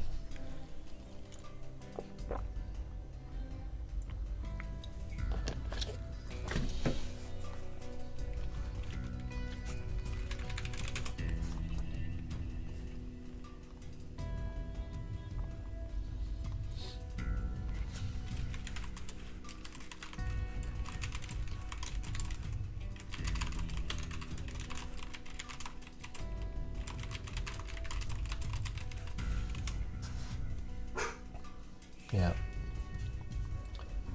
Just a second. Get rid of that. Alright. If Kline was to meet the girls, Allen would not give Kline even more reason to want to be sure of the blame. Huh? What does that even mean, Marlene? I have no idea what that means. Let's see. Yeah, I think Kegan Kline might have given information for Richard Allen. So here's the thing. If we go to look at a wider shot here, Richard Allen lived right here, right? Well, apparently there's information out there that the FBI there was information out there that Kegan Kline searched for the Marathon gas station in Delphi that very day. And look where that is right here. Right there. And here's where Richard Allen's home is. So, I mean, and Kegan Kline lives over here. I mean, so what are the odds that that's not connected somehow?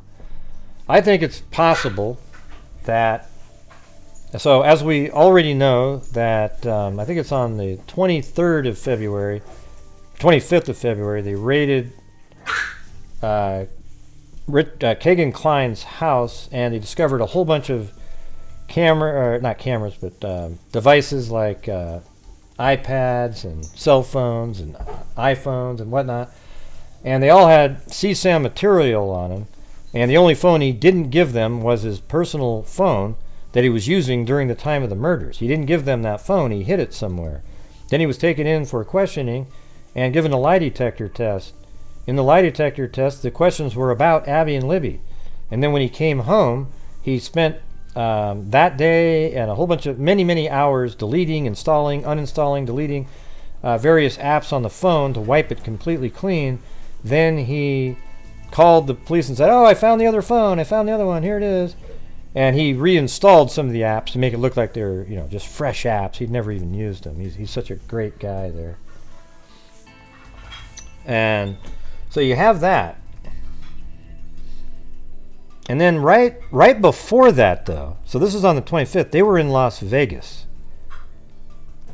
Okay? Now, a theory that I have that, might not be, worth a damn, but a theory that I have is that Richard Allen, maybe, I don't know if he was paid or what it was, but he possibly was used. He had a cell phone on him, a cell phone that wasn't really, it's not registered anywhere. It's purely used for filming.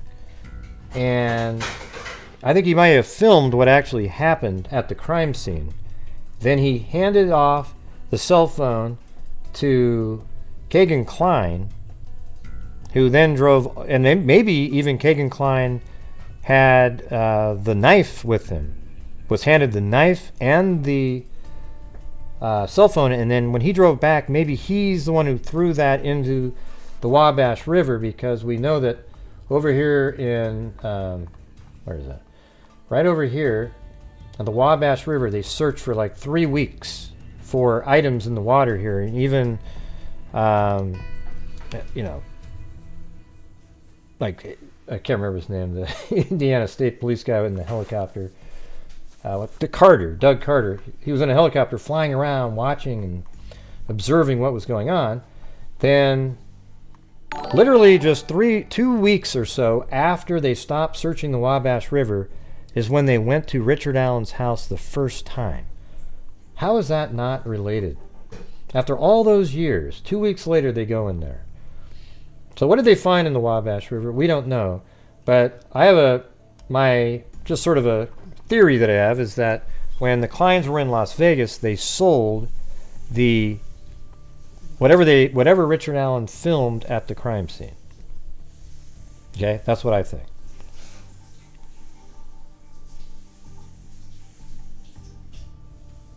I don't know what that means, Natalie. It gonna lie, that was crazy to me, huh? So I think that's a possibility that Kegan Kline and Richard Allen were in communication. Kegan Kline somehow, I don't know, maybe even gave, here's one of the reasons too, because in Las Vegas, guess what?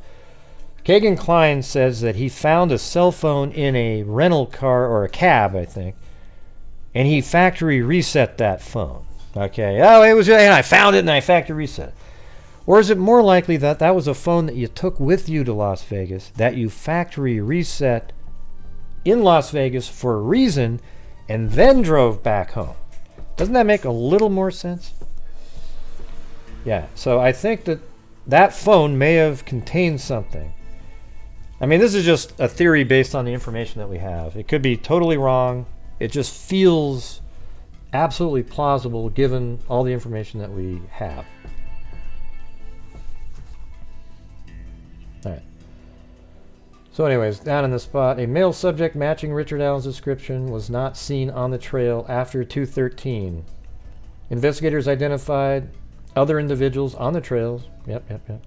Investigators believe Richard Allen was not seen on the trail after 2:13 because he was in the woods with Abby and Libby.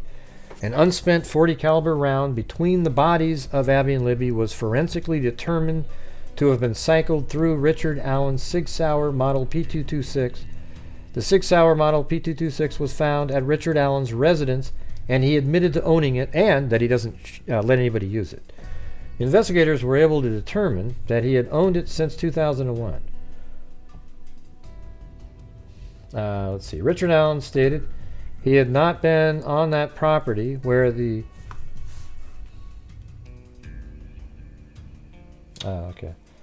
Richard Allen stated he had not been on that property where the unspent round was found, that he did not did not know the property owner, and that he had no explanation as to why a round cycled through his firearm. Stated not been on that property. Well, of course you're going to say that. Now, you know, when people say, you talk about Ron Logan. So, you know, is Ron Logan somehow loosely, some sort of affiliation on the side with something? I don't have any way of determining that. I can tell you this, though. Ron Logan is not the guy on the bridge, and I actually think he has absolutely nothing to do with anything here. I think he was an older guy that knew that he was going to go back to prison if he broke his parole agreement, and that's exactly what happened to him after they started looking into it. They found out that he broke his parole, and he got 2 years in prison. And he wasn't, I'm not going to say he's some great guy and everything like that, but he's 100% not the guy on the bridge, and that you can take that to a fact. So if you see any books out there, don't buy it. If they're saying, "Oh, it's Ron Logan on the bridge," don't buy the book. Okay, it's an embarrassment to mankind. All right. Richard Allen stated he had not been on that property where the unspent round was found, that he did not know the property owner, and that he had no explanation as to why a round cycled through his firearm would be at that location. Furthermore, he stated that he never allowed anyone to use or borrow the Sig Sauer Model P226. Investigators believe that after the victims were murdered, Richard Allen returned to his vehicle by walking down CR 300 North.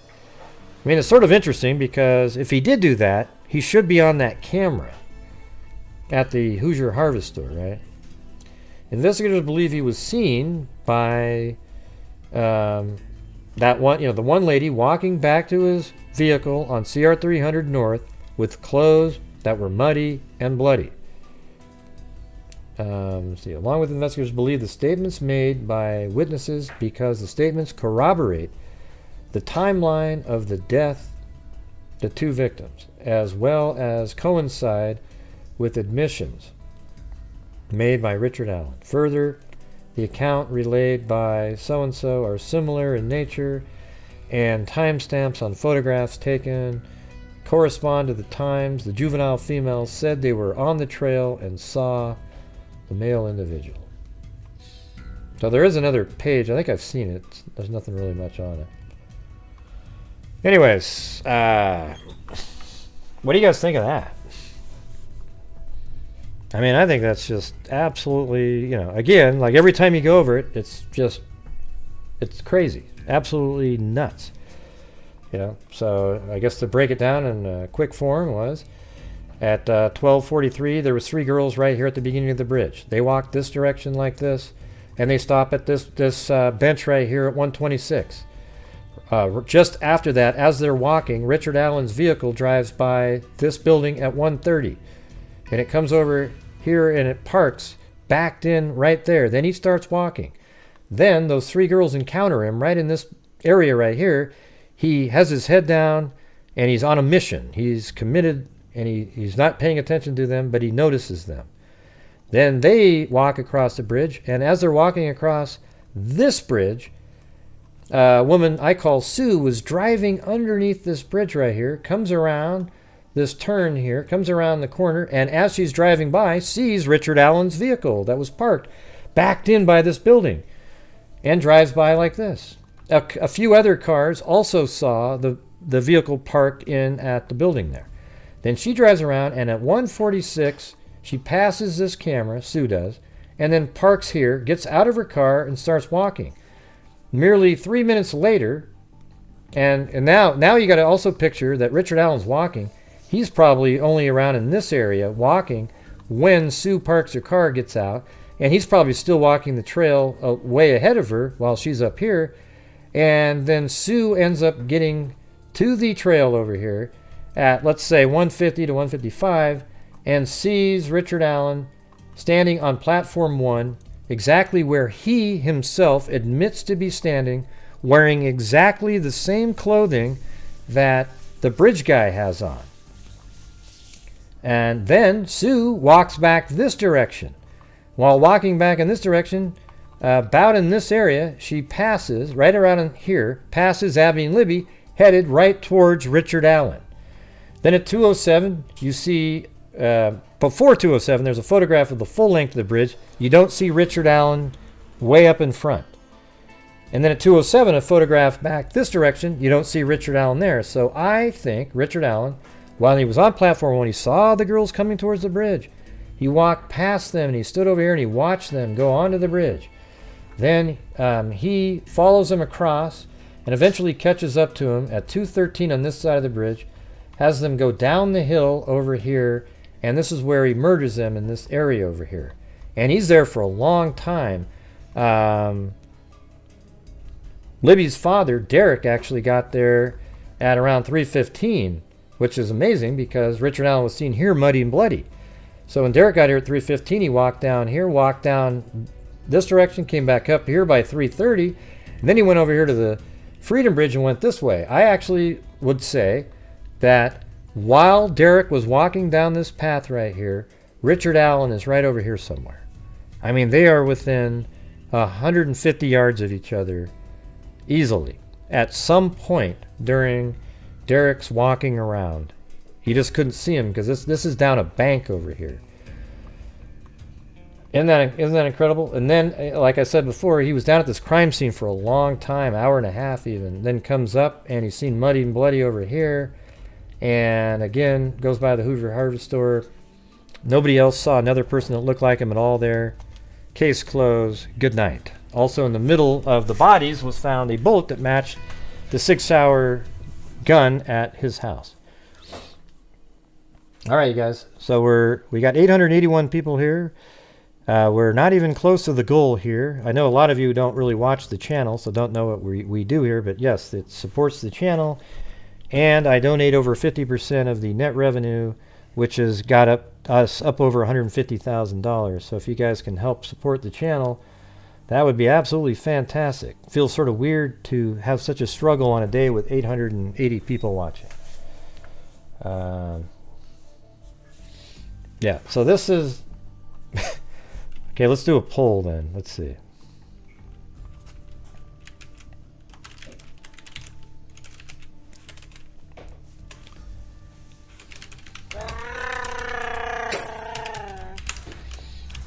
Okay, here we go. I'll be back if you want. Thank you, Jeffrey Hausauer.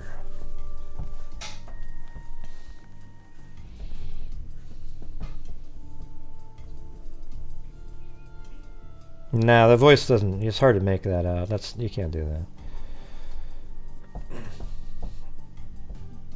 No, I'm not gonna be shocked at all, Natalie. He did it. Okay, I'm just letting you know that Richard Allen did this. Okay. Now I might be shocked at even more of the information that they have. I mean, that might be true, but.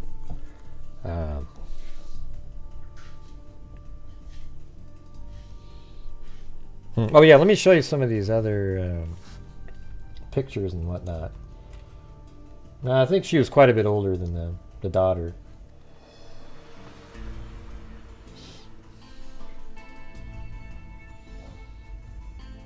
So you might look at this one and think, oh, look at that. When was Libby? That's actually his daughter on the bridge there, you guys. So that's crazy, right? Like, that's his daughter on the bridge. And that's platform 1 right there. This is almost like the exact spot where he was and the Sue individual, right?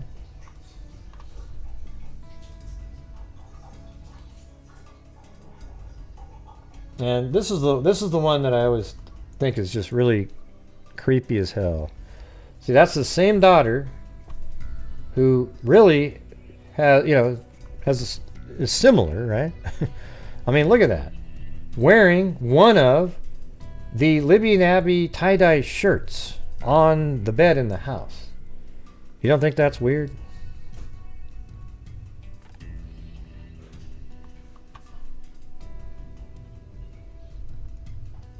And this is what he looked like back then. You know, somewhat normally. You know, like... you see that? This is the picture right here, though, that I think really shows you. When you look at that one here, that is the makeup, the body frame, and everything of the guy on the bridge. All right. So if we go back over, let's get the.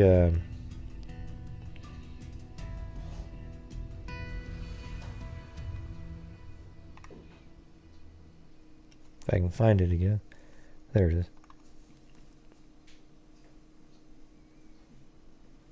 Now I don't know if I can slide it over. But just look at this. Look at this guy right here, right? Look at that picture right there. Just keep it in your mind, where he's got a longer torso, and legs and torsos are almost the same length, and his hands are in his pocket. You know, he's got kind of longer arms, really, or maybe they hang down further. Hey, thanks, Sally and M.E. And then look at this one right here. I mean, his back's to it, but my God, to me, it's exactly the same. 100%, you know.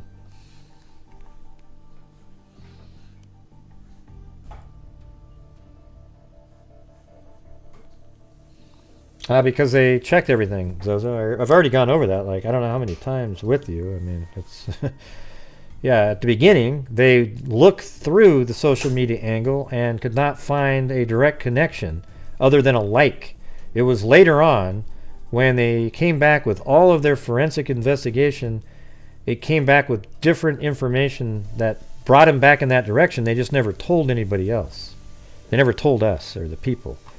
Thanks, Natalie.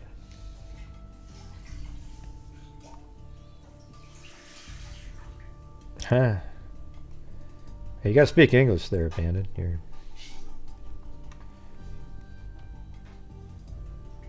Well, they did check everything. They just hadn't got it in yet. So I guess they were waiting for it to come in. So, I mean, at that time, they said they couldn't find any connections because there wasn't any. Yeah, then later during the investigation, that's how they figured out the Dropbox connection. They got back, you know, they had to send in subpoenas for like Instagram and Snapchat, all those different things to see the communications coming in. Yeah. So now, I mean, maybe they shouldn't have told anybody anything at the beginning. No, it wouldn't help, Brandon, because the video is what it is. All right. So here's what I want to let everybody know out there. If you're somebody, if you have a video that's, so like her video was probably 720 by 1280, and then they cropped it out of a really small region of the video. Yeah, I agree with that, Zozo. They shouldn't have said a damn thing. Thank you, Wild Mountain Time. Yeah. Chewbacca? I'll be Chewbacca if you want me to. So Brandon said Gray would scanning the video into 4K. Over the years. It wouldn't do that. You can't. So let me show you. God, let me see if I can find it really quick.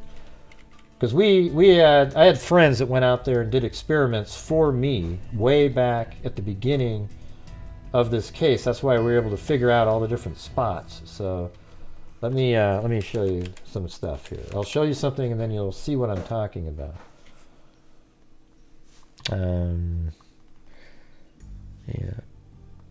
Yeah, I guess I'd have to.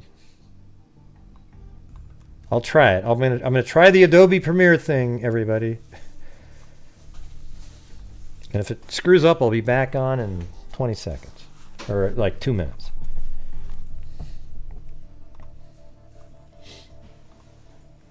Let me see if I can explain it to you. Actually, no, this is in Beth's videos. A second. Bonnie took some awesome video too, though.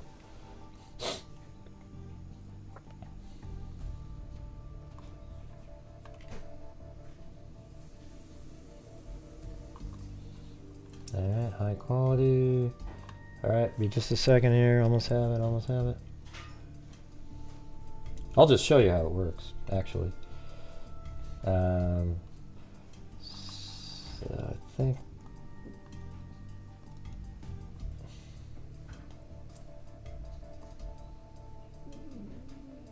My stomach's just. Alright, so this is out there, right at the end of the bridge here. So I'll use a different one.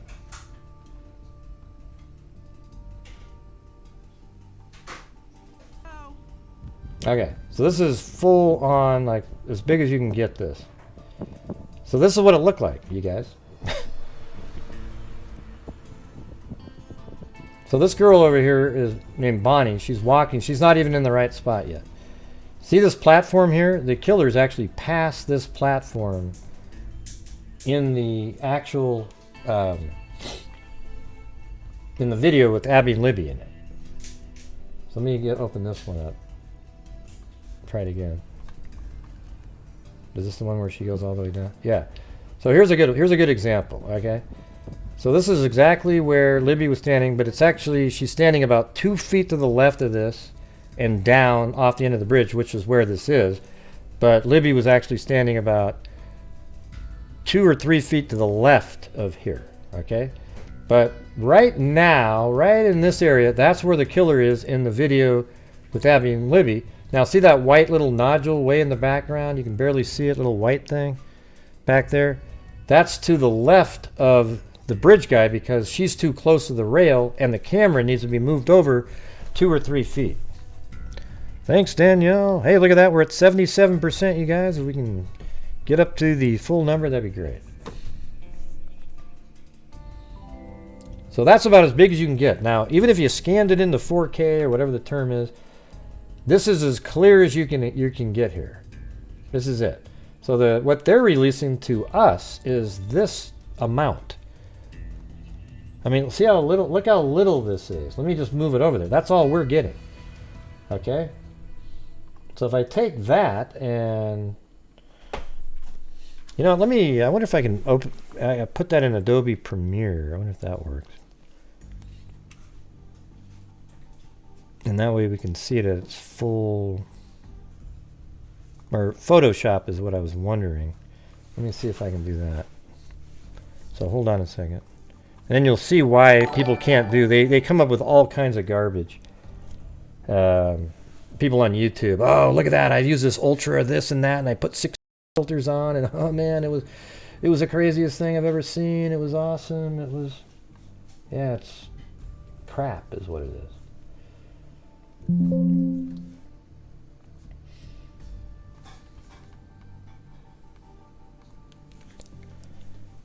All right, let me just work through this for a second. Can I open up a MOV file in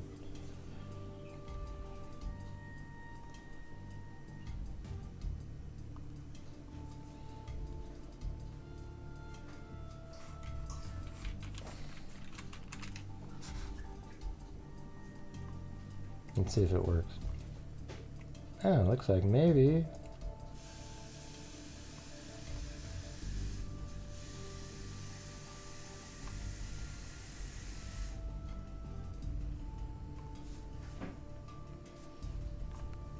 Will it work? Will it work? Yeah, it looks like it's trying to. View extra. Okay, so this is the actual size is this big. There you go. Can I move it around? Let's see. Oh, look at that. That's crazy. I didn't know Photoshop had that. That's awesome. Okay, that was the one that she stopped. Darn it. God. This is sweet.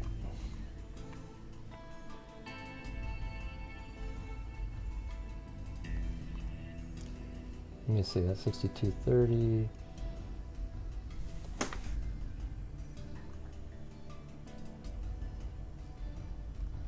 Extra large, maybe that'll work. 6230. All right, let me try this one.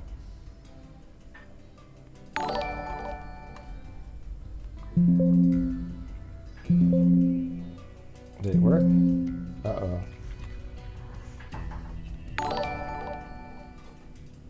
This is sweet. Look at that. Man, I didn't realize this was in so this is 100% right here. So that's how big, this is the clarity you would get. Okay? So here we go. She's walking right around in this area. Right there is where the killer is in Abby and Libby's video. Okay? Now, if I was to do what they did in law enforcement, and, oh, you can't see, hold on. Sorry about that. Isn't that sweet? This is actually Photoshop, each frame, right? Like, look at this, watch. I didn't know Photoshop let you use MOV files, but I thought, let me give it a shot. So this is 100% vision, right? Like this is 100% size. So right here is about where the killer was, about 60 feet from the end. And then, if you were to zoom in, this is what law enforcement gave us, about this size, like this. Something like that.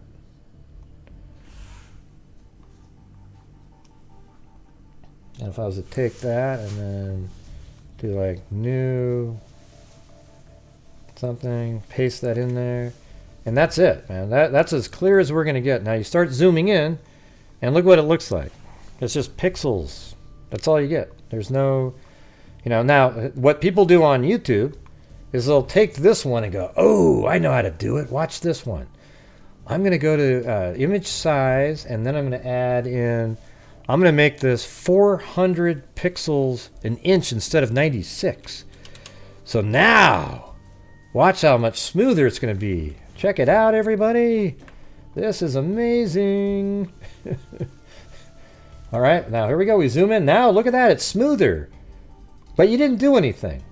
All you did was, now you're introducing artifacts to the image because you're allowing Photoshop to sort of interpolate, okay, it changes color here, and it just adds a bunch of pixels to it. It doesn't make it clear. All right, so if I get rid of what I did there, and let's see, and then zoom, like from out here, it looks about the same, right there. And it's always better to look at it like that. Now you start zooming in, and then you're into the pixel world. So it doesn't really bring anything out of anything to do that. And if you notice, you can't really tell who that was. Imagine if all you saw was the head there. Is she got a hat on? Is that like a little skull cap with those little things that go off to the side? Hey, thanks, Freebird forever.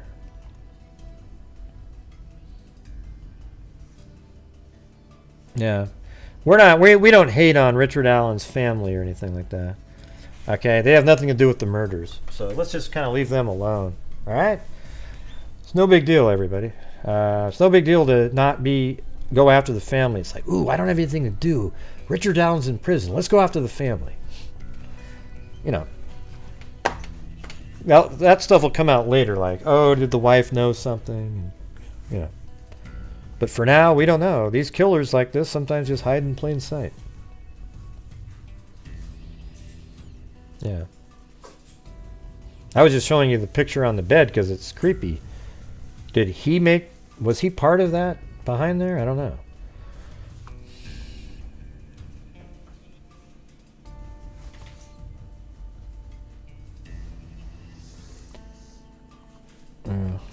I don't, people support people until there's a trial. How does she know for certain? Thanks, Mary Trent. Yeah, but does everybody understand what I'm showing you about the pixels? Because I showed you what it was at 100%. That's this. This is 100%, and that's when you're holding like a printed out piece of paper, or this right here is the image size. Now the thing is the image that Libby took probably was a much smaller, like probably 1280 by 720. This image here is, let's see what it is. This is 1920. I guarantee it that she didn't use 1080p on Libby's camera. So I bet you this was 720 by, what is it? 1280 by 720, is that right? Or is it? Yeah, I think so.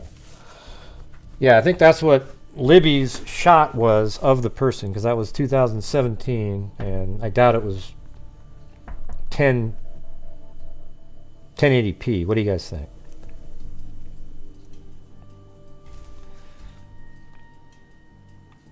Yeah, it's pretty interesting to see it like that, though.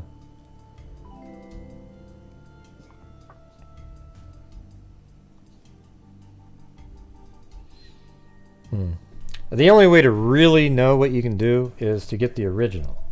So here's what you can do, is stuff like this. Like you can take an image, once you've identified it, without removing or adding pixels to it. Now I'm sure like NASA and everything, they have these little predictive programs that can say, well, if it's here like this, and it's probably like this. I mean, who knows, right? But for regular people, unless you're a CIA operative with some kind of crazy, you can't add pixels to something.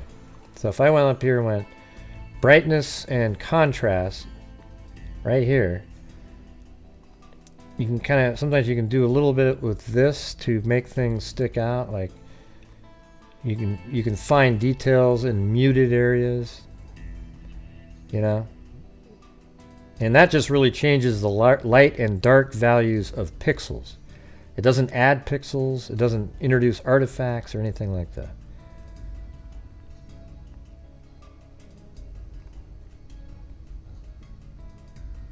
Yeah. You know, that's cool as hell, because now in this program you can actually do that stuff, I think, right? Wow, that's crazy. I didn't know that. What happens when you bring your video into here and then you do one of the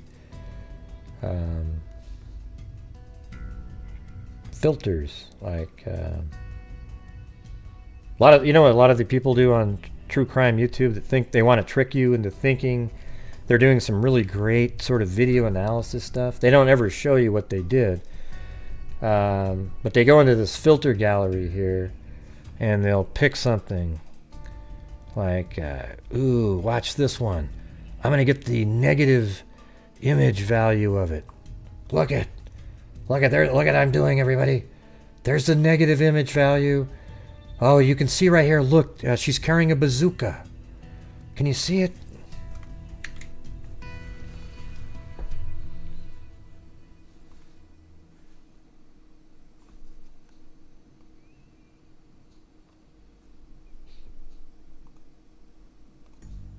I want to try one of these other ones, like the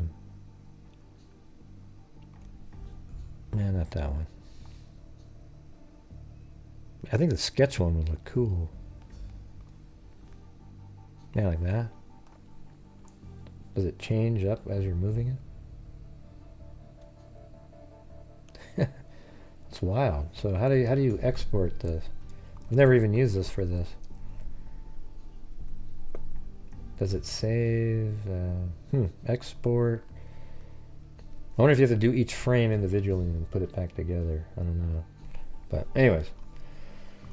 Yeah, just kind of goofing around there for a second.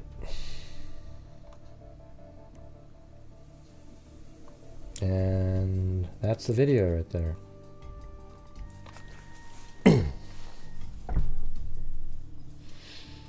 So anyways, the phone lines are open if you guys want to call in about this. All right. So here we go. Let me move my head over here somewhere and clear that out of there. I hope that answered your question up there. I don't think it helps at all to film something, because when you play something on, let's say you played the Delphi video of the killer on a 4K television set. Well, it's already distorting it because it's blowing it up and then doing its own processing to make it look so it's viewable to you, not just pixels on the screen. So anyways, I gotta go use the restroom here. And again, we're almost at the goal, everybody. If you could help support the channel, that'd be great. Thank you very much.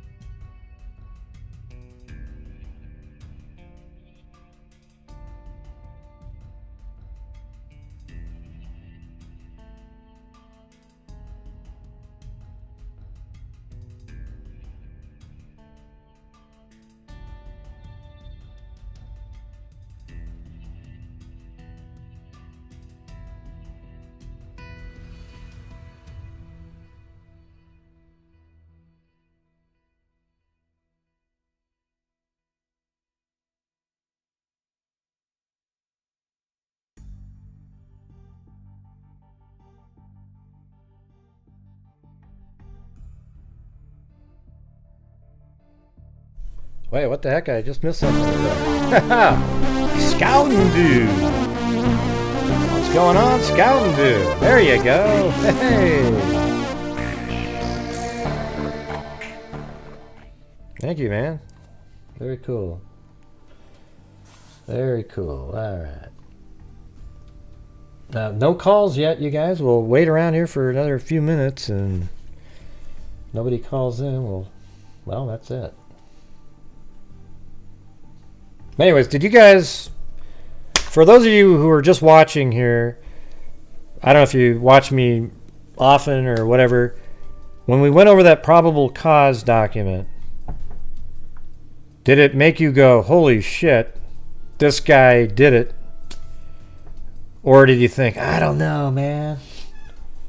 Something like that. Oh, thank you to Your Gypsy and Anne on PayPal there.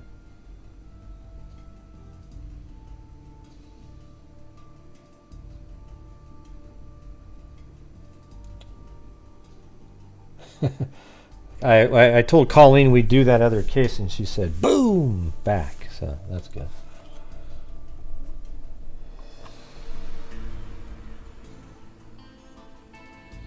Yeah, well, that is the info, though. There is no other info. Now, the other info you'll get are wackos that think that Ron Logan is the killer, so they're trying to feed his attorneys. Hey, look what it says here about Ron Logan. And there's a crazy HLN sort of,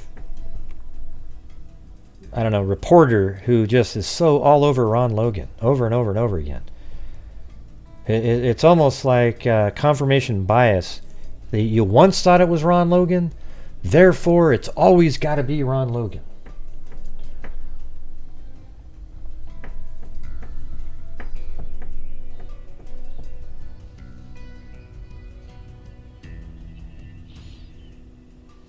I don't know. What do you mean? Why do you want to know the answer to that question, Zoza?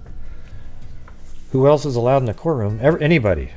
It's just first come, first serve, you know? Whoever gets there. I'm going to try to figure out a way to get, like, a spot, you know? And I'd go there for the whole time, too. The whole damn trial.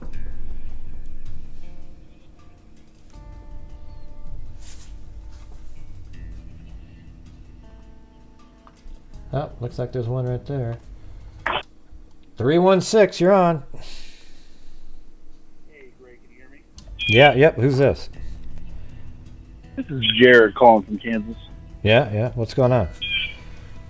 Hey, what's going on, man? I'm not really following a whole lot with what has been going on lately due to having a kid and all, but I did want to have a little conversation with you on whether or not you had ever followed up on a while back where somebody had been claiming that they knew for a fact that a bridge guy had a 6-hour model pistol. Yeah, well, yeah, he does have one of those. He admitted it. Well, right, that they do, but do you remember back a while back where you had conversations with this one person where they had claimed that they knew for sure it was a 6-hour, way before they had ever even brought up the fact that no, it was Richard Allen? Yeah, they were just saying. No. Well, I don't know if it was like a 6 hours, just some random schmo that called in and said something like, "Oh yeah, I can see what kind of gun it is through the jacket." That's not even possible. Right. I just threw out the 6 hour as a random. You know, they're pretty common weapons. Right. Yeah. Right, and that's the same thing I'd had on another YouTube channel. I don't want to bring up anybody else, but another YouTube channel where somebody had claimed that, oh, well, I know just from looking at the picture that he has a 6-hour bubble. I'm like, well, how do you know that? Right, like somebody literally saw the bulges where are you in getting the. that from? Yeah, well, they saw the bulges in the jacket and said, I don't know if it was a 6 hour, Right. whatever they said, but it was like they had a specific model of a weapon that they could tell through the jacket. I mean, and as soon as you hear stuff like that, you just go, oh, God. Yeah, Jesus. Right, you're like, oh, all right, you know, take your meds and go to sleep. And if somebody got it right, let's say they did say 6 hour, it's a really common handgun, and it's like it's very you common. were just pure. It was just luck. Yeah, okay, you can't see anything through there. Just basically throwing out there, and it just happened to stick. Yeah, that's what psychics do. You know? Yeah, they run around to 15 different. Right. So the same guy went to probably 9 different shows and said a different model. And then eventually, look, hey, go back to that Gray channel. I said it was a 6 hour. Did you guys hear that? Yeah. Absolutely. And then all of a sudden they know everything. Mm-hmm. Right. Yeah. I also did want to ask, because I don't really have the chance to follow up on a lot of this lately. Is he being held in like solitary confinement? It sounded Do like you know it. by chance? Yeah, it sounded like he was in, Okay. And then my yeah, go my ahead. question would be, if he is, and there, just recent stuff about Yeah, who's he he's talking confessed to? Yeah, who is he talking to exactly? Well, there was a rumor, from a source that said it was the wife is one of them. So I don't know. Oh, okay. I don't know. Who knows who the other people are? I mean, I'm sure he can have visitors from time to time, right? So is he? Are they saying right? Exactly. So are they saying that the wife is kind of still sticking around and hasn't really? Well, I mean, like I said, it's just a rumor. I mean, so I don't even want to sort of Right. theorize about any of that stuff, because all it is a rumor that she said that. So I don't even know, if that's. It's like that's what the Ancient Alien show does. They give you a speculation and then theorize on 3 different levels on something that's just an original theory. Exactly. Right. Exactly. Okay. Yeah. I just wanted. I was curious about that. I don't have a lot of facts. So. Well, awesome. Yeah. Cool. Yeah, man. I love it. I appreciate it, man. I love your show, man. Hey, thank you. Appreciate it. Hey, have a good one. All right. Have a good night, man. All right, bye. I'm always never sure. Anytime a guy calls, I'm always a little leery, like it's going to turn into some weird troll action. But nope, that wasn't one. Not sure why it's like that, but it's actually a normal call. Amazing, huh? Absolutely amazing.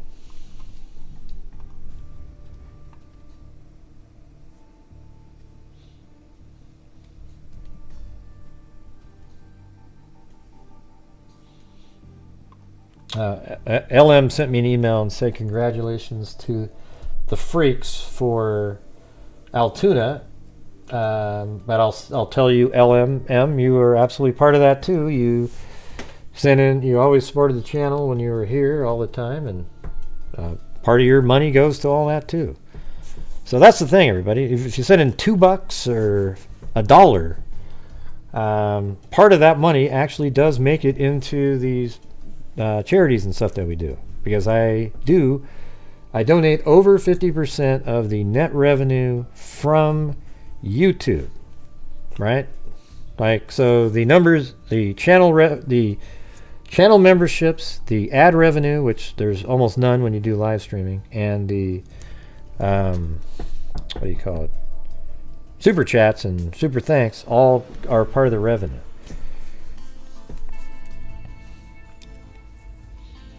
People said he had a puppy. Yeah, I have a picture with the puppy in the jacket thing. I can't remember. I don't even know who made it, but it was hilarious. It's this picture. Has the puppy coming out, the sun in the wrong spot, because there was all these different theories. And I got to tell you, I don't know who's around. Most of you probably weren't around, but the first 2 weeks of the Delphi case were the longest 2 weeks. That seemed like 8 months. I mean, it was incredible. Because when I go back to think of all the battling, I would have arguments with people who would say that that I had the wrong side of the bridge, actually. Like, over here, like, so if you look at the platforms, there's one there. It starts off, there's one here, here, here. That's the third one, then a fourth one. So from the other side, it has the same orientation of platforms. So there's a platform, and they would say all the time that the killer was actually on this side of the bridge coming off, even though that forked tree wasn't behind him. You could argue with them until the sun went down, and it just didn't matter to them at all. And they would always say that because they wanted the killer to walk the girls all the way around over to here, instead of what's way more logical, when coming over here and you hear down the hill, there's a hill there, and they're found right over there, thus crossing the creek right where the river's shallow there. Doesn't that make more sense? Thank you, Joel Hagen. I was there early and remember Gray being researched as... Yeah, remember that? The same thing happened. My dog wouldn't fit in my jacket. That's awesome, Riverflip. Yeah. Yeah, people would look into me like I was gray. First of all, what was funny is they would say gray. Hey, by the way, would any of you guys be interested in seeing the very first video that I made on the case? It's called something I'll like. take you back if you want me to. It's not too long either. It's called Crime Scene Flow. See if it'll show up. I don't know if it will or not, but yeah, that was it. Here it is. This is actually the first video, but there was one before it, but I made a small mistake, so I had to re-upload it. Let's see, what was the date on this thing, though? This video was made February 24th, 2017. All right, so I actually, now you can say, the first one was the 22nd, I think. So this is the 24th. The 22nd one was deleted, and then this one was put up there. But this video here was made, so 11 days after the murders, okay? And I put this video out there. First of all, people would say, Gray doesn't know what the hell he's talking about. Gray doesn't know what the hell, oh, he's an idiot. He's an idiot. Oh, he doesn't know what he's talking about. Then they'd say, Gray knows too much. Gray knows too much. And then they reported me on the Delphi Police Department Facebook page. They said, hey, you might want to look into this guy. So somebody made me aware of the post, and I went over there and I posted this video. And they actually called me up going, hey, wow, the prosecutor wanted me to call him, not the detective. So, then I called him up, and he says, man, I love how you put everything together using publicly available information. Now, if we can give you more accurate information, if there's a trial, we might use you to create some displays for us and so forth, videos. And I was like, oh man, that's great. But there was never, 6 years later, they finally made an arrest. But this is the video that I put out there. And I used publicly available information to figure out the flow of the crime. And this is where I come up, flow of the crime. And this video is only 4 minutes and 44 seconds. So, and it has a computer. I don't even know if it's a computerized voice. So first of all, what I would do is, I had that other program where you could communicate with people video if you sent them a link. I can't remember what it's called, like My PC or something. And I would just do this for them, and I'd explain to people so they would get it. And then one day I go, why don't I just record the damn thing and turn it into a video? So this is exactly what I would explain to people. So I can just do it right here. The girls are dropped off at the parking spot. They come down here. Now these markings are off because after this we figured out exactly where these spots were, okay? So there's platform 1, and there used to be Google Earth images there, by the way. So platform 3 is here. That's where Libby was standing, and Abby's almost in the right spot. But you just slide them down here a little bit more. But this is the first one that I put out.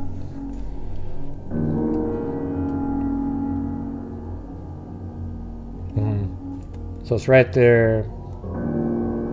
It's really about down in this area, though. It's closer to this. I mean, Libby's standing on platform 3 in the image on the left. And that's me. I put the bridge guy on an image there. I mean, I got so much better at this later, but this was enough for them to go, oh, wow. And then I had him on platform 6, the killer. But he was really off the, Libby was off the end of the bridge. I had Libby on platform 6, but she was actually off the end of the bridge that we figured out with Beth's. She went out there and said, hey, you can only see that white nodule if you're off the end of the bridge over here. And so that changed everything in terms of exactly where that was.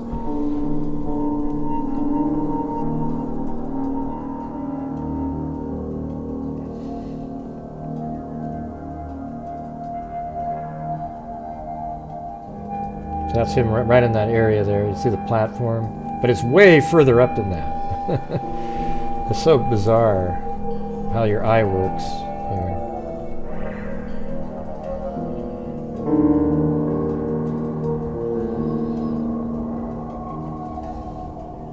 Hey, thanks again, Scoutin' Dude. And thanks again for the gift in the mail there. That was very kind of you, too.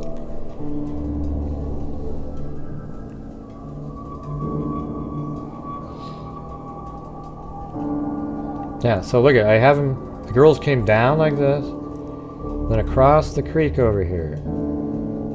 And it's funny, because I figured out where the crime scene was without knowing where the crime scene was. You know, so there was a Twitter video right here. See this Twitter video? See the yellow crime scene tape right there?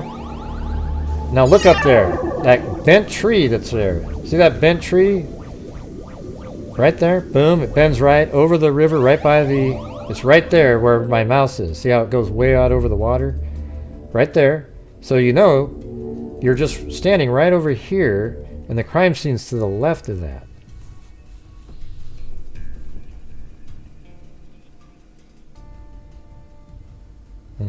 And look, then I used the helicopter footage from RTV6, and there's that bent tree right there. See it? Boom.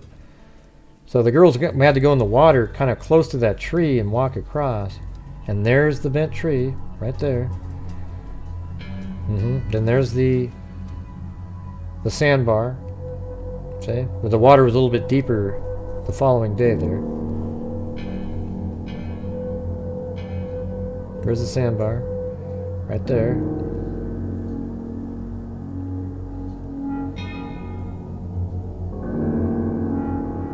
And look, see, the crime scene's just to the left of the camera where it's sitting there. So, I don't know if that made sense to you, but that was the first one I put out there, and that's the video that led to me being contacted saying, wow, you put that together with the publicly available information. And, of course, you could see later on, I have way better videos than that one. Let's see, so it'd be like...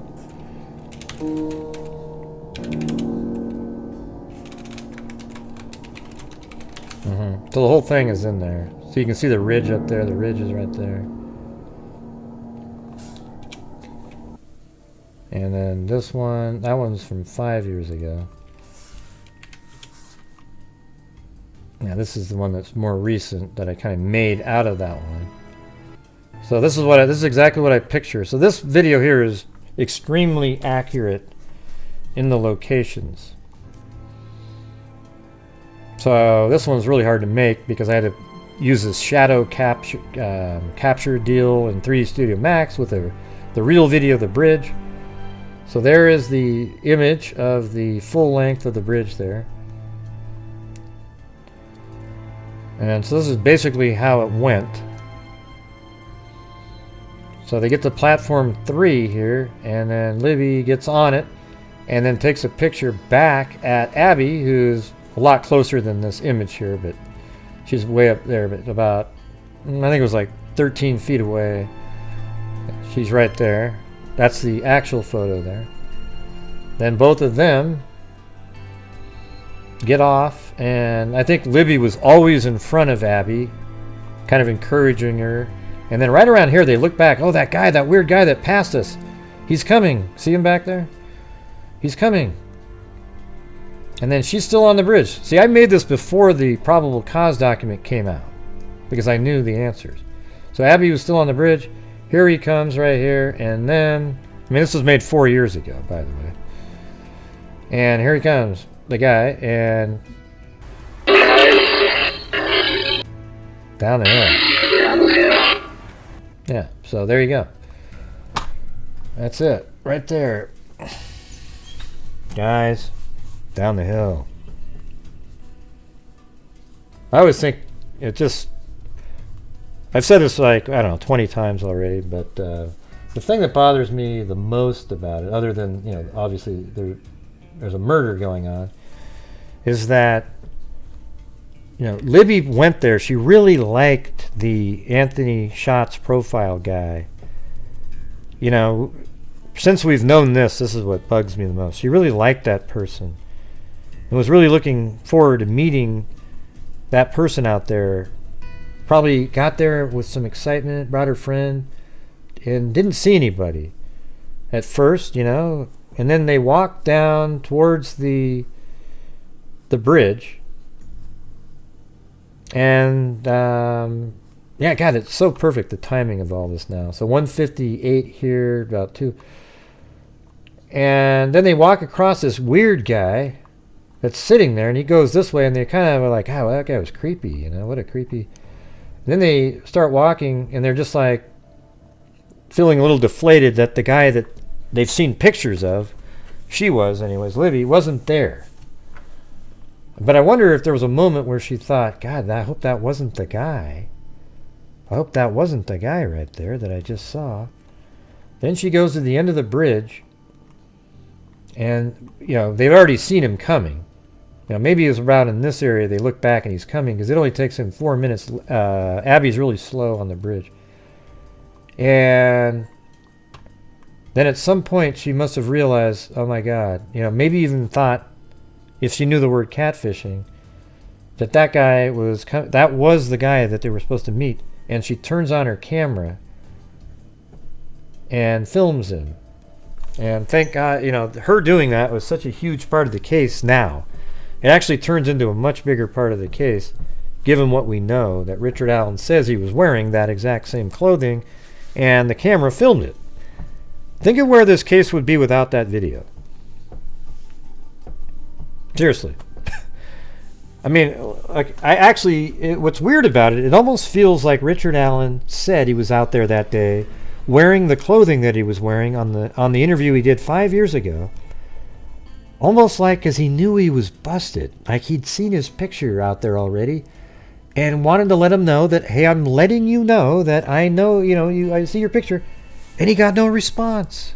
I think he was living on borrowed time for 5 years, he thought. Why am I still out here? I told him I was there wearing the clothing.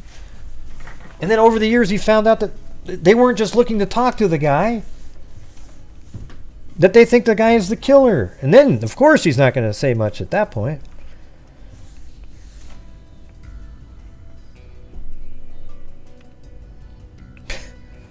Ah, man. That's crazy. Absolutely nuts. Yeah, it's pretty amazing she did that, filmed him. But imagine where this case would be without Libby filming that. And Richard Allen had not have said he was wearing that clothing. What would be the link? Because her video is what gives you a look of a person that links everything together with the...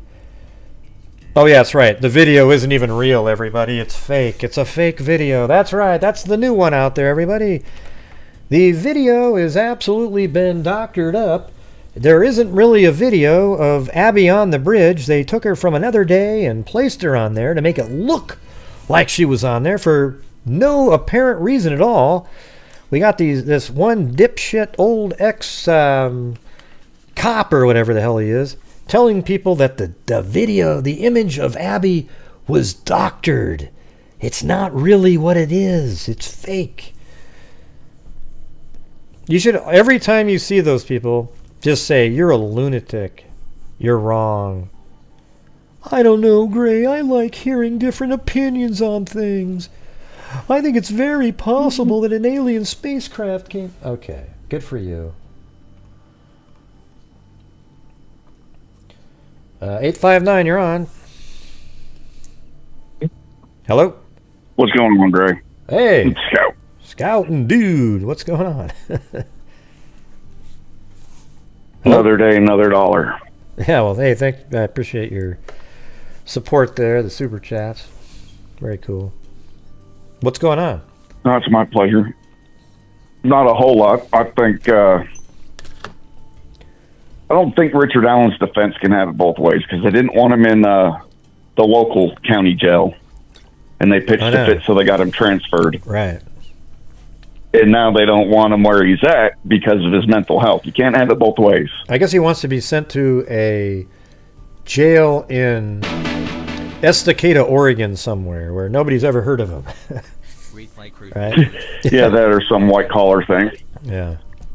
I mean, who knows what he wants. It is kind of weird because I think they took him out of a jail to put him in an actual state prison where he's protected, but now he's they're saying it's bothering him there, so now he wants to go back to a jail, but just maybe not the jail he was at originally. So what's bothering him and making him look so bad is he probably shouldn't have had tits tattooed to his back and the belly button above his butthole. Because every time he goes into the shower, it's rough for him. Yeah. Well, that's probably why they have him segregated from people. Yeah. Yeah, probably wouldn't be good. But you think there's any... Go ahead. I don't know what kind of games his defense team is playing. Oh, yeah, he's admitted to confessing several times, but you'd have to be crazy to do that, right? Yeah, well, I guess he's admitted 5 or 6 times to various people. And their attorneys are even saying, yeah, we think he did it, but it's because he's tired. I don't know, maybe he's just... I think he wanted to tell people about it years ago. When he went up to... Here's the thing. When he went up to the conservation officer, I guaranteed it was after that still shot was released, where they said, we'd like to speak to this person. That's all they said 2 days later. And I guaranteed it was after that, when he went up to the conservation officer and told him, guess what? I was there that day from 1:30 to 3:30. And then... let's see. He was there from 1:30 to 3:30. And what the hell was I just talking about? I had to get rid of a troll in there. He went to the conversation. Oh, yeah, he went to the conservation officer. Yeah, he went to them and he told him, I was there from 1:30 to 3:30, and I was wearing blue jeans, a jacket, and all the stuff that's in the freaking picture, hoping the guy would say, oh, yeah, we want to talk to you about that. Because he almost knew that he's toast. I mean, that's him on there. Everybody's going to know who he is. So he's telling him, I was there, I was wearing this, and he didn't say a damn thing. The guy goes, okay, great, I got the report, thank you. And he probably walked away from that going, what just happened? How come he didn't want to ask me more questions? I just told him I basically was the guy that they're looking for. And then for 5 years he sat around laughing at these sketches that don't look anything like him. And he's just like, whoa. I mean, I don't even know if he's laughing. I think he was crapping his pants on a daily basis, just kind of, oddly working a job where people see him every day, but he realized that he doesn't look anything like the picture, the sketches. Yep, and it was just complete and total dumb luck on that conservation officer. The dude may have done his job as conservation officer and put it forward, but I think that they were getting so many tips and weeding stuff through, it just fell through the cracks, unfortunately. Yeah, that could be. But man, if that would be marked as priority.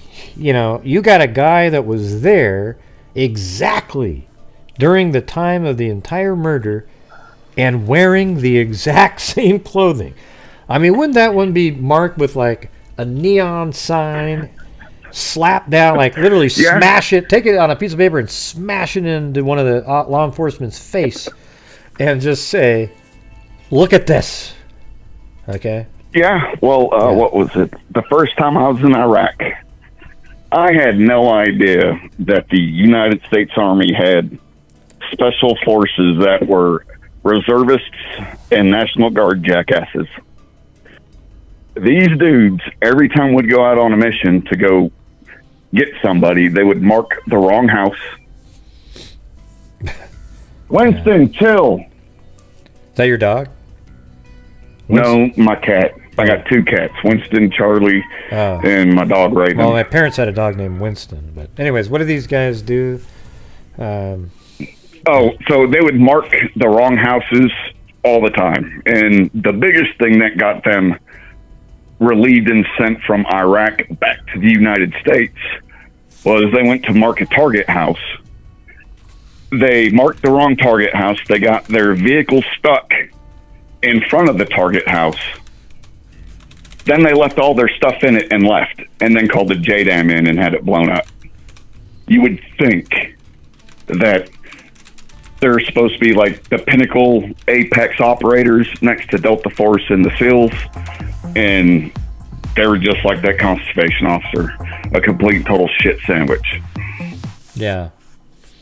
Yeah, I guess I don't know. It just feels like bad communication here. It feels like, I mean, what I picture, if I was running a show like this, I would let every officer that's in the area that's doing anything related to the case to know the general, basic, sort of large chunks of facts. Maybe not the minutia stuff that you got to keep, but everybody's got to know. See this guy right here? This is what we're looking for. The guy with the blue jeans, the jacket, the hat. If you talk to somebody who, I mean, I just don't know, man. This is one of those things where I cannot give you a good explanation of how that tip, if it's true, but it has to be true because it looks so bad, how that didn't make it to the right person.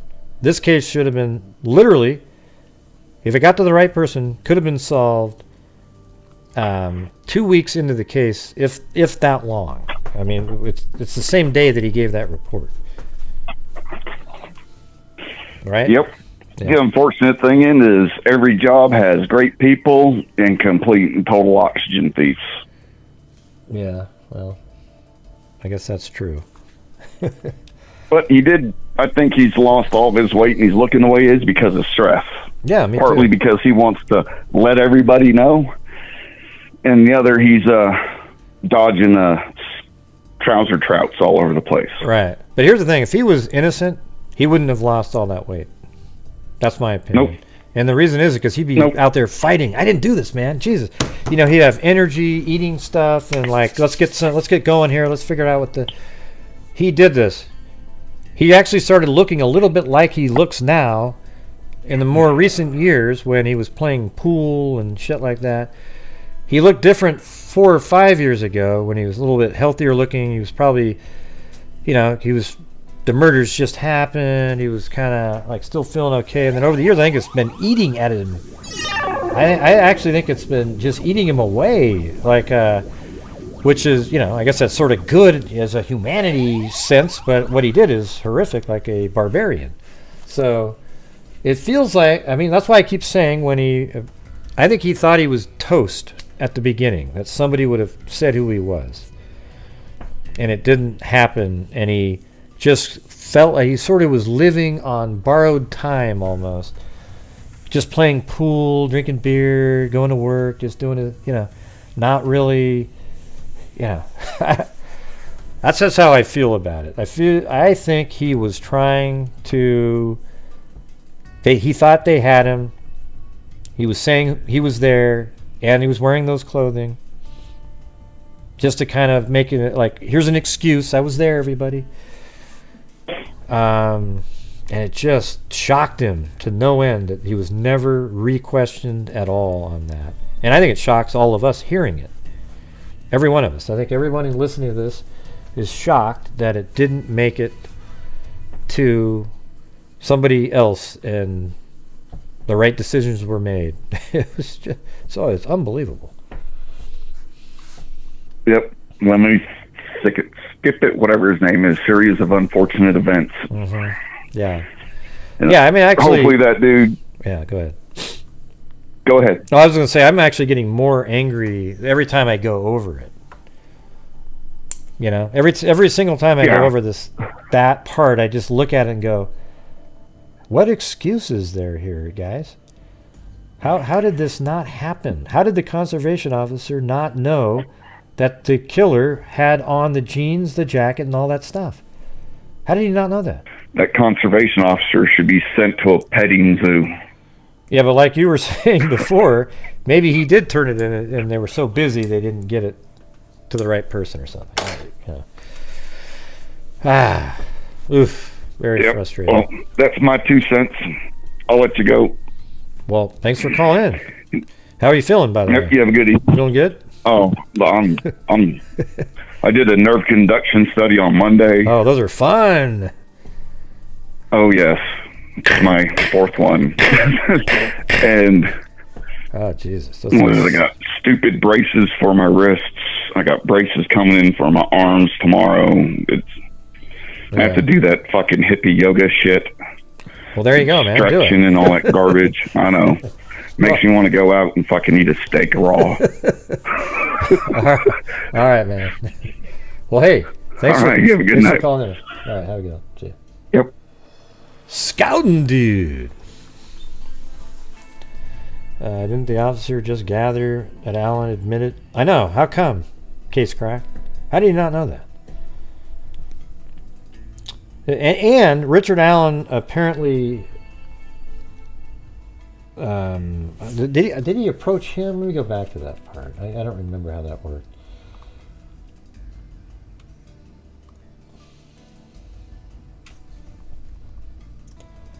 Richard Allen.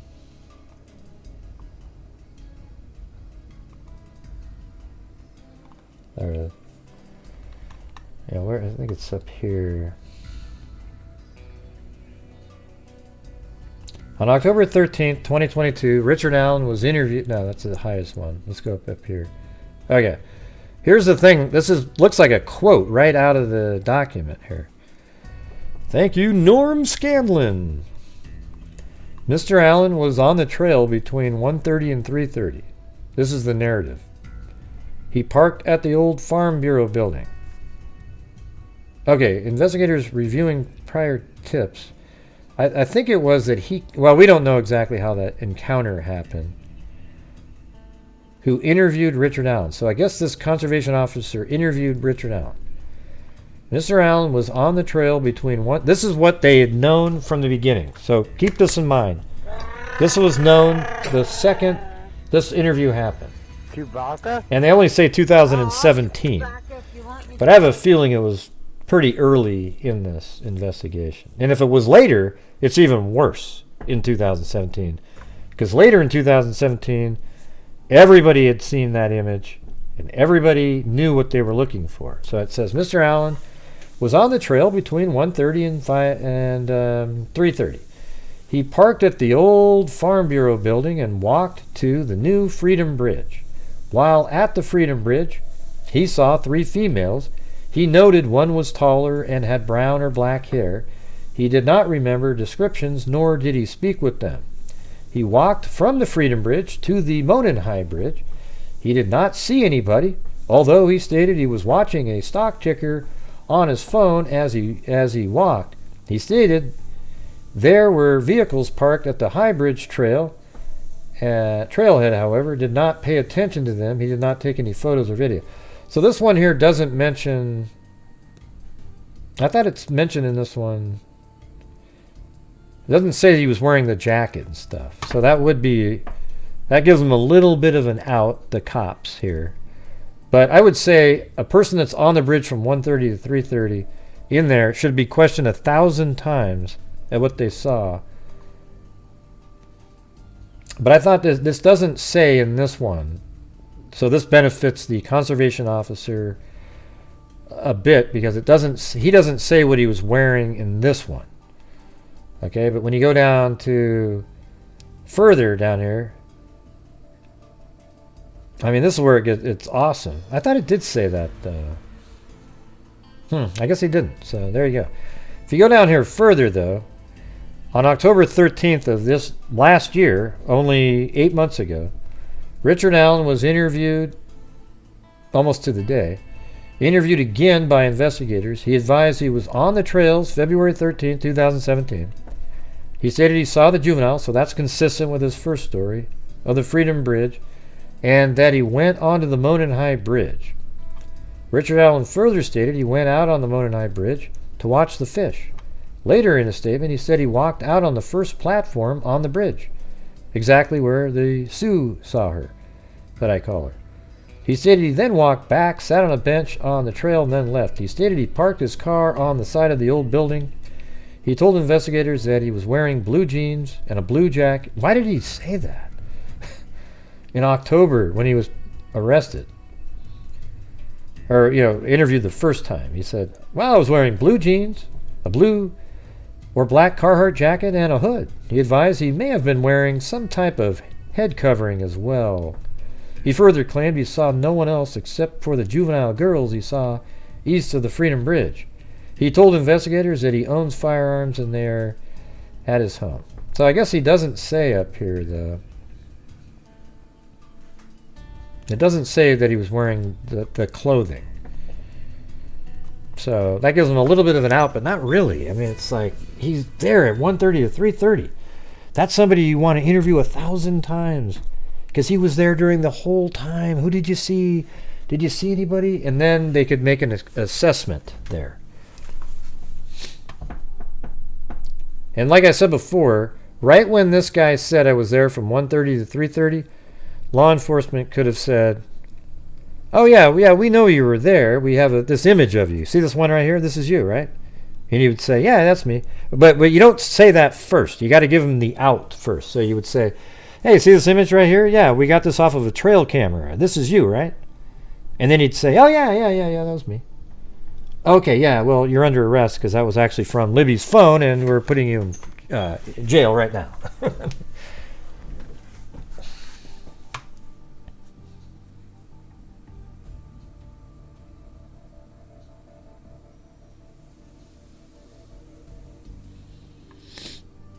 Yeah, I mean, like you could say, if his phone doesn't ping, you know that they have all this information, though.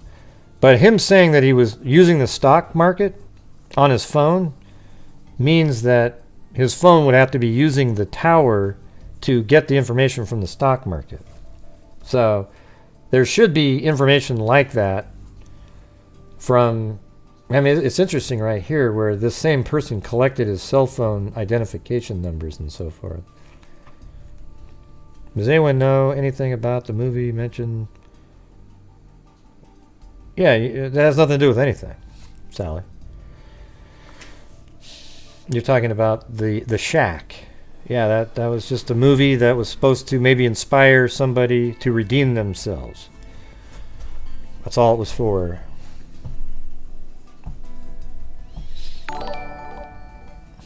Ginger snaps. You guys want to see some of the other Richard Allen images and so forth? So here's one where he's in his vehicle being filmed through the window. See, doesn't he look the same there, you guys? He doesn't look any different here than he does now in these pictures. Right? So he was dwindling away over the years. This is way before he was arrested, right here.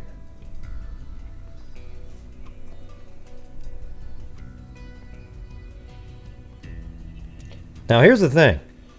I think that this hat, when he said he was wearing some other cap, I think this actually might be on his head. I know it sounds crazy, but when you go back and you look at the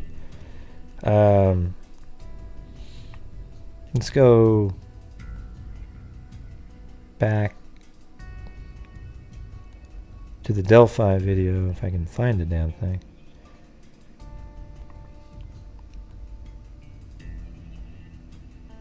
There it is. Look at that.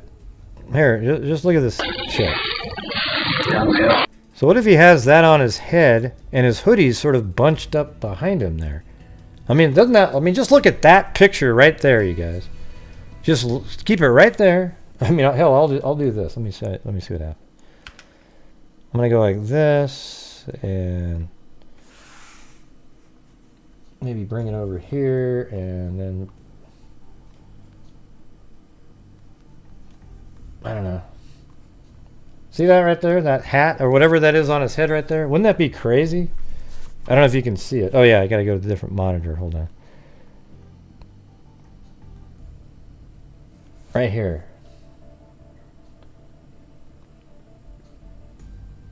You can't see it because it's kind of small, but see this hat he's on his head is brown, right? Just like this hat is on this guy's head. It even looks sort of similar right there. And he said he was wearing some kind of a cap of some sort, right?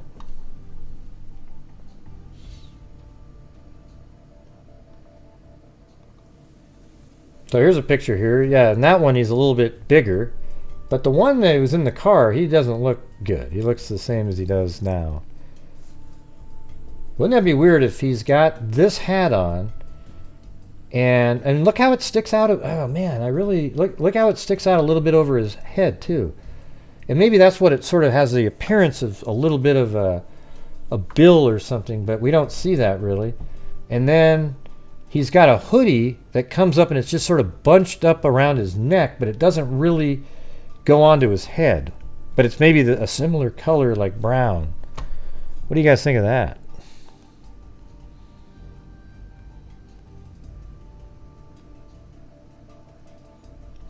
So let's watch this movement here.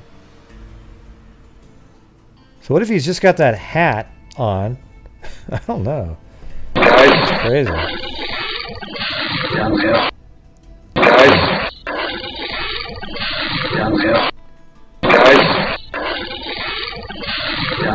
All right, guys, make sure to hit that like button really quick, and also subscribe to the channel if you're not subscribed, because we actually go over cases in a factual way over here and not just the same one over and over and over again. All right, so hit that like button, hit that like button, hit that like button, hit that like button, hit that like button, 10, 20, hit that like button, 25, 30, 35, 40, hit that like button, 10, 20, 25, 30, 35, 40, 45, 50, hit that like button, 10, 20, and let's get that up to 700, please, 700, please. Yeah, we're only at 646 with 770 something watching. Come on, you guys, you can do it. So what do you think of that right there? I think it is possible. He's wearing that hat because he does say in here, down below, blue jeans and a blue jacket. He advised he may have been wearing some type of head covering as well. Okay, and my God, that could very well be it right there. They need to go check that out. Hey, thank you so much, Shelly Ann. Okay, let's keep looking at some of these.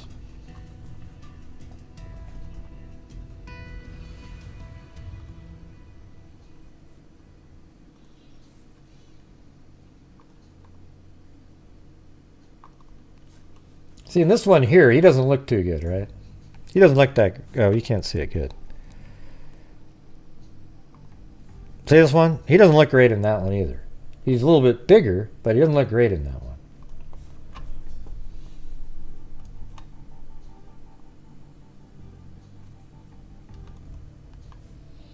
It looks totally different than that one. And that's when everybody goes, hey, did you see the picture with the bridge guy behind him? We already went over that. And it doesn't mean anything. There is literally almost no photographs you can take in the city of Delphi before the arrest was made that didn't have a sketch of the bridge guy in it. Literally.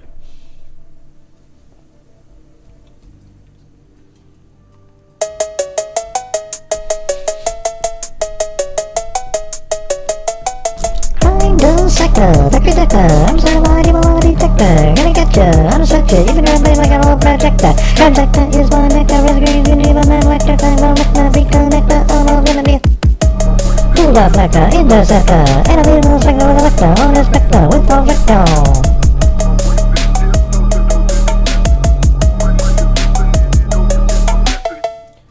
And see, look at in this one right here. He looks thinner. I bet this is a more recent photo here. See how he looks really skinny? His pants are baggy yet again.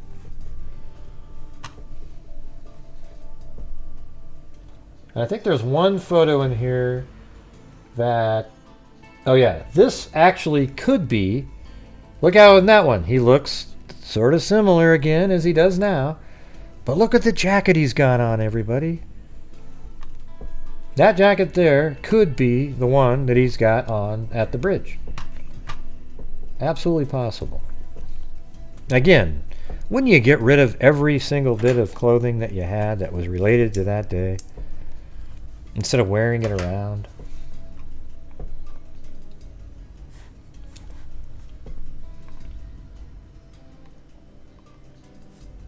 And so this is, I don't know what year these pictures were right here. So this one looks, he looks different in that one. He looks somewhat normal in that one.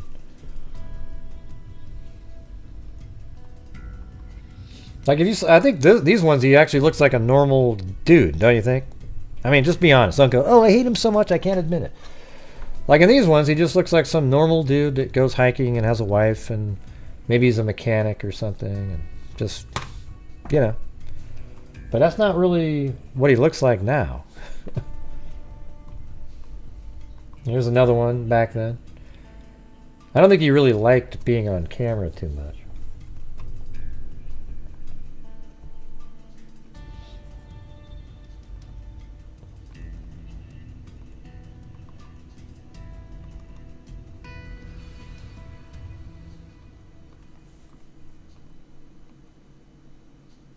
Open with... Oh yeah. I don't think it's hard to know if he's even in this video here. I thought it maybe was that guy, but I don't think so. So I mean, he might be the one filming it.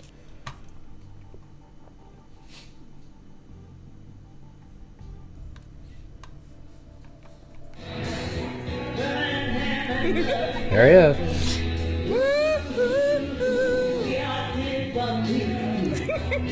See, and that's the hat. The one that we were looking at a minute ago, that hat that he's got on his head is the same one that's brown. The video coloring is off here. But it's the same night and everything.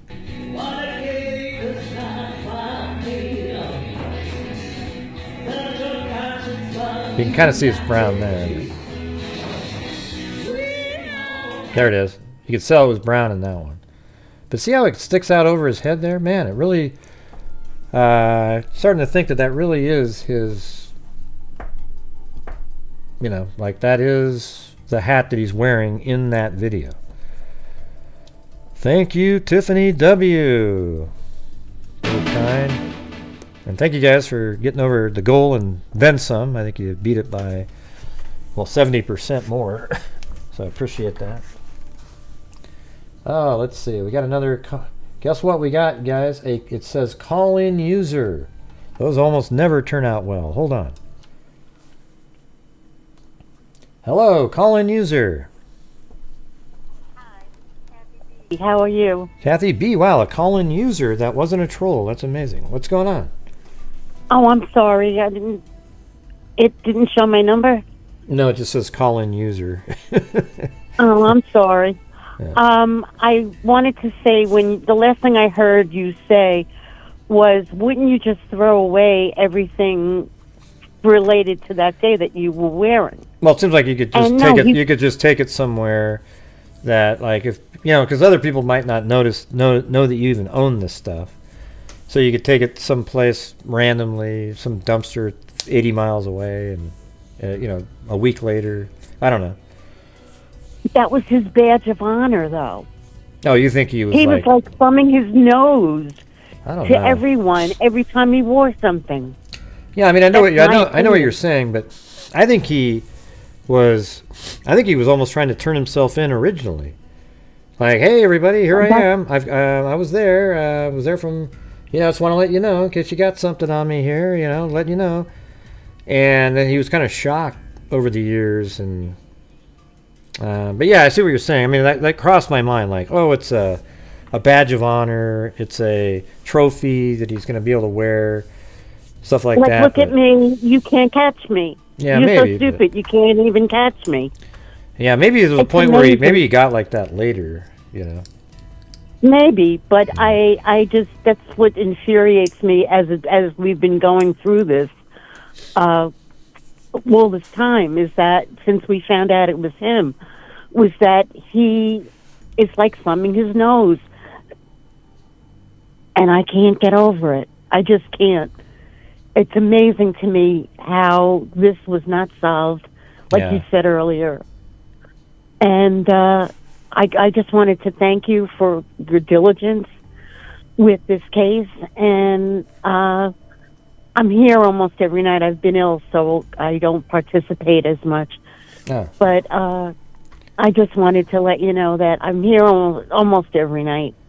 Oh. And well, thanks for watching. Oh, no problem at all. I listen most of the time. And like I said, you're the best. You've been the best. And when it comes to Delphi, you are the best.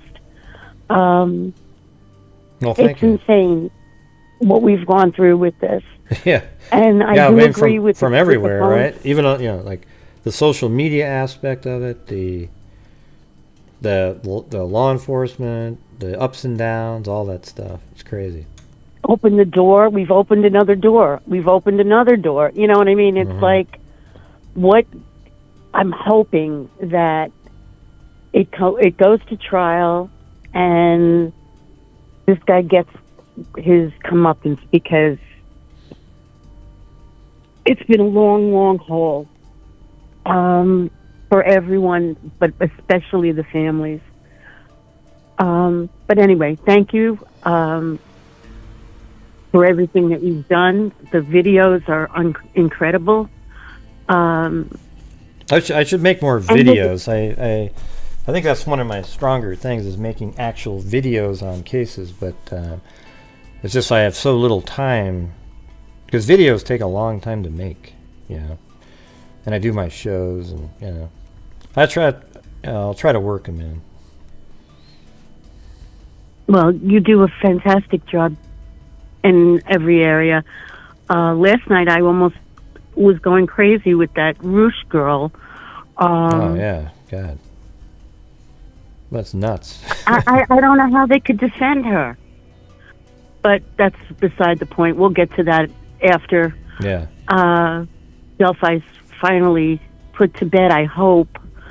What do you think is going to go on now with the suppression and all of that? I think they're gonna start releasing people from their suppression and the documents. I think those are in the article. They're actually going to be released this next week on some sort of a website, I guess. So there you go. You think they're close to trial? Well, they said trial would start in January, so I guess 6 months from now. But those are almost never happen. Well, between Delphi and Idaho, we've got a busy winter.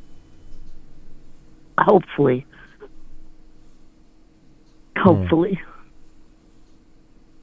But again, thank you. And I'm here all the time, so every once in a while, say hi. Yeah, well, I appreciate you calling in. And keep on watching. Hope you feel better. Right? Thank you very much. I appreciate that. Have a good night. And type in every once in a while. Say hello to everybody. All right? Okay. I will. Thank you. All right, have a good one. Bye-bye. Bye-bye.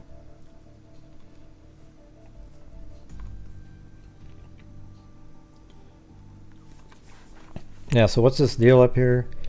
Natalie saying, I have the number, but not the numbers. Well, look at the top of the screen. It's pretty simple. You have to have a pretty low, ability to comprehend if you can't figure out that you got west, center, east, the meeting ID, and the passcode.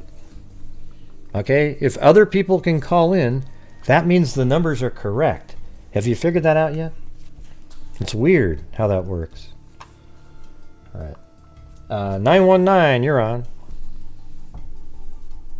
Oh. Hello? Hello? Yeah, this is Gray. Yeah, this is Melissa. Yeah, what's going on? Yeah, we were on the show. Oh, I watch your show a lot. I'm hearing a voice in the background. Oh, that's probably because you have the audio playing somewhere. You just have to use your phone as a phone and turn off any videos or anything that you got going.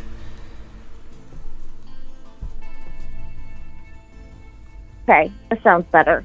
Yeah, can you still hear me? Yeah, is it better now? Yeah, okay, a lot good. better. I've been watching your show from the beginning, the Delphi murders, and you've just done an awesome job with the videos you put out. And I haven't caught up with the case today. I was wondering if anything was new out in terms of when the interview with Richard Allen took place.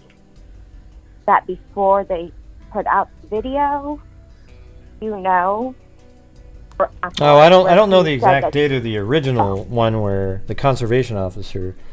I would imagine it was after they put out the still frame, yes, it was before they put out the video, because the video was put out in 2019, and the conservation officer interviewed him in 2017. So the most they would have would be the down the hill and the picture at that point, and the still frame. I mean, that's it, and a sketch later in the year. But 2 days in, they had just the still frame of from Libby's video that she created, that she made. Like she filmed the bridge. So 2 days later, they put out that and say, "Hey, we'd like to talk to this person. We think he might have information," even though they knew it was from the killer because they have the video saying down the hill. Right. Yeah. And did he didn't come forward before then and say he was out there, or no? We don't know, but we don't know that answer to that. If it was right before, then the conservation officer wouldn't even have. He might not have even known that there was a picture, but it's still. The key thing is that you have this adult male saying that he was at the bridge for a 2-hour period of time, meaning he was there during the time the girls were murdered. He admits to being there.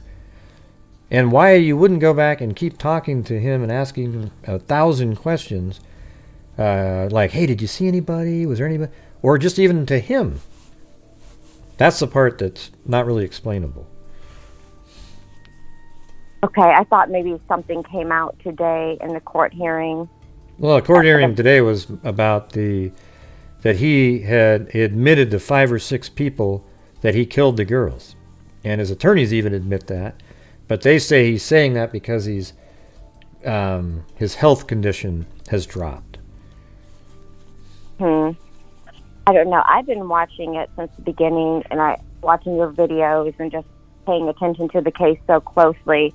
And as soon as I saw the guy, I was like, "Oh my God, that's him." Yeah, exactly. From watching that video and everything, it was like, "Wow, that's him." And then I just had another question about the guy was really short. How was that not? Yeah, we were saying he was like 5. I think originally we had him like 5'6" or so. 5'5", 5'6". Like 5'8". Yeah, that's what we had him, and then we switched it up to I think later we had him a little. I think it was like between 5'6" and 5'10". So it was hard because it's really hard to do when you don't have the other rail. So law enforcement likely has the side rail. They might not though, but they likely have the side rail to the killer's left that we don't get to see, and then it's easy. You can just, you see where he is and then draw some lines out. It's 6 feet 6 inches between the two rails, and you can just kind of rotate him, twist him around with a little scale in there and go, okay, it looks like he's right around in here. Yeah. Yeah, and I just have always questioned that as well, because I would think that how short he is would have been significant. And with how many people saw him on the trail that day, that would have stuck. It's just, to me, I thought that should have probably been more. Well, yeah, that would be a pretty big deal. Like if they got his exact measurement and they say, "Oh, he's 5'4" or 5," how many adult males in Delphi are anywhere? I mean, that's not common. So it's like they should have been able to narrow it down just by going to the DMV and saying all the adult males below 5'6", and then boom, you go around and talk to those people. But yeah. It's just I watched it from the beginning and I thought like maybe this guy was hiding out or whatever, but he was actually just in plain sight and just so visible. When they actually caught him, it was just like, wow. He was just. Well, it's weird when you look at him. So yeah, originally, like this picture that's on the screen right here, I think he looked sort of like this when he committed the murders, and that little goatee thing there looks exactly like I was picturing it to look like. But I think over the years he tried to make him physically look different. Growing that long sort of beard that he had for a while, losing, getting kind of skin thinner and stuff. Maybe it wasn't intentional though. Maybe he lost all that because he was stressed out knowing that someday the doorbell's going to ring. And it did. Yeah, exactly. And I always thought it was somebody that knew that area, that hiked it. He looked like a hiker. Mm-hmm. I'm a big hiker, so it just to me looked like somebody that knew the area. And I was just so shocked at the end when they caught the guy, how just in plain sight he was, and what it turned out to be was just, I don't know. I thought they should have had him a long time ago. Yeah. But you did a good job with your video, sticking to the facts, because it got crazy over the years, with everybody, coming up with their own person that did it and everything. The theories and all those, just sticking to whatever facts we had, and we didn't have that many, and we still don't. And so that's another thing I was going to ask you. Do you know if the court in Indiana, they don't allow video cameras, right? So everything. How can you update us on this court hearing? For you. Well, I mean, I just went over the articles, but they're going to be releasing the documents that have been hidden, so I'm looking forward to looking at those. So, anyways. Okay, but in terms of what's the trial and stuff, will that be videoed or? We don't know that yet. It's all. I think they're still deciding on that. I think that case needs to be. I mean, it doesn't need to be, but it should be televised. Just don't show any of the crime scene images and stuff like that. Yeah, because they're minors, and I mean, the family has the right to, decide what they want to do there. I don't know. Yeah. I just want to know the motive.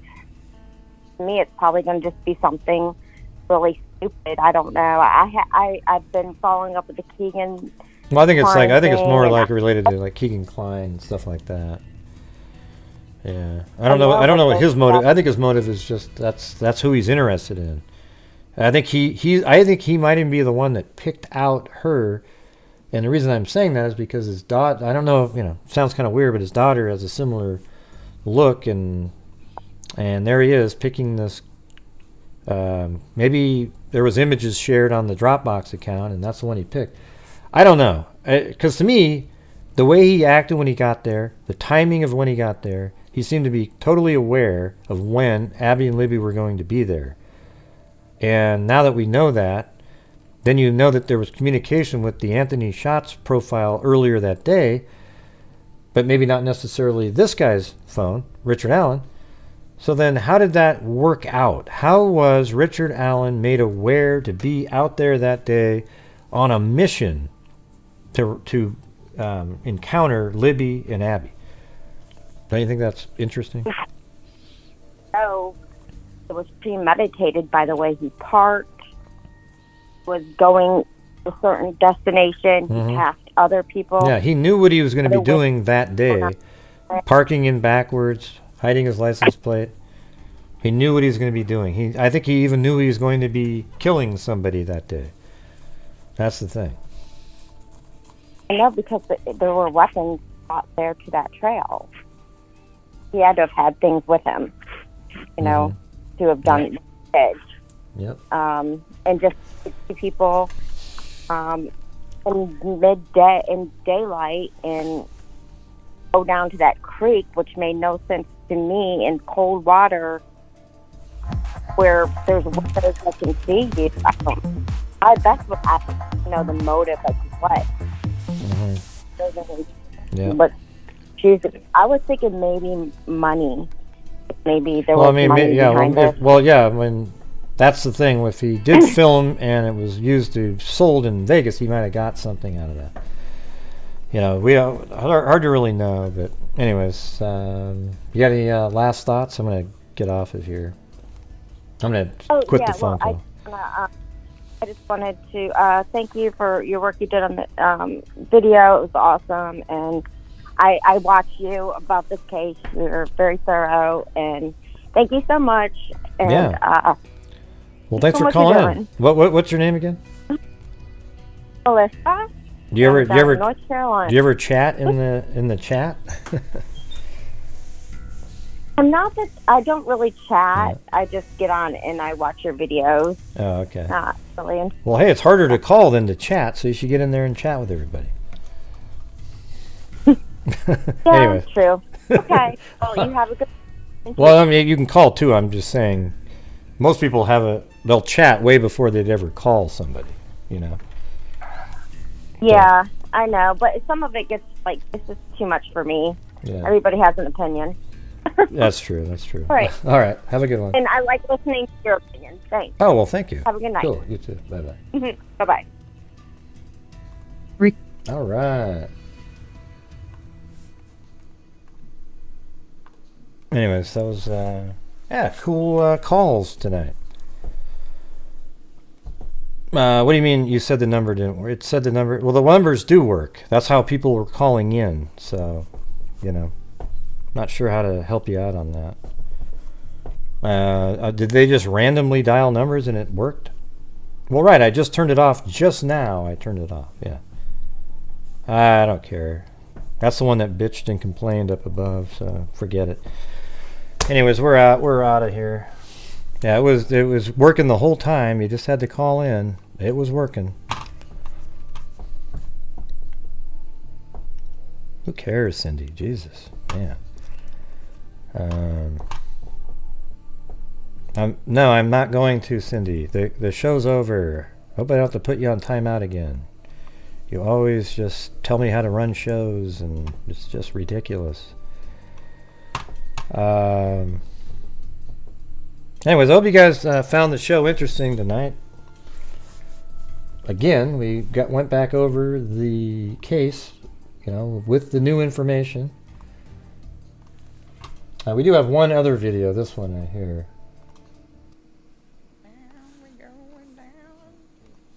Shut up. Down, we're going down.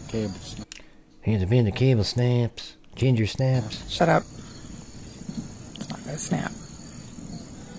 I'm gyrating, but it's not gonna snap. Oh my god. Cable snaps.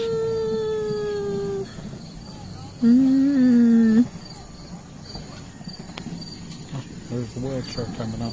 What? There's a wheelchair coming up. Oh my god. Lonely wheelchair. Wasn't that interesting? There's a wheelchair coming up. Ginger snap. Down, we're going down. Shut up. Down the hill. Down the hill. I think it sounds just like him. Yeah. Come on, Cindy. What are you doing? You're crazy.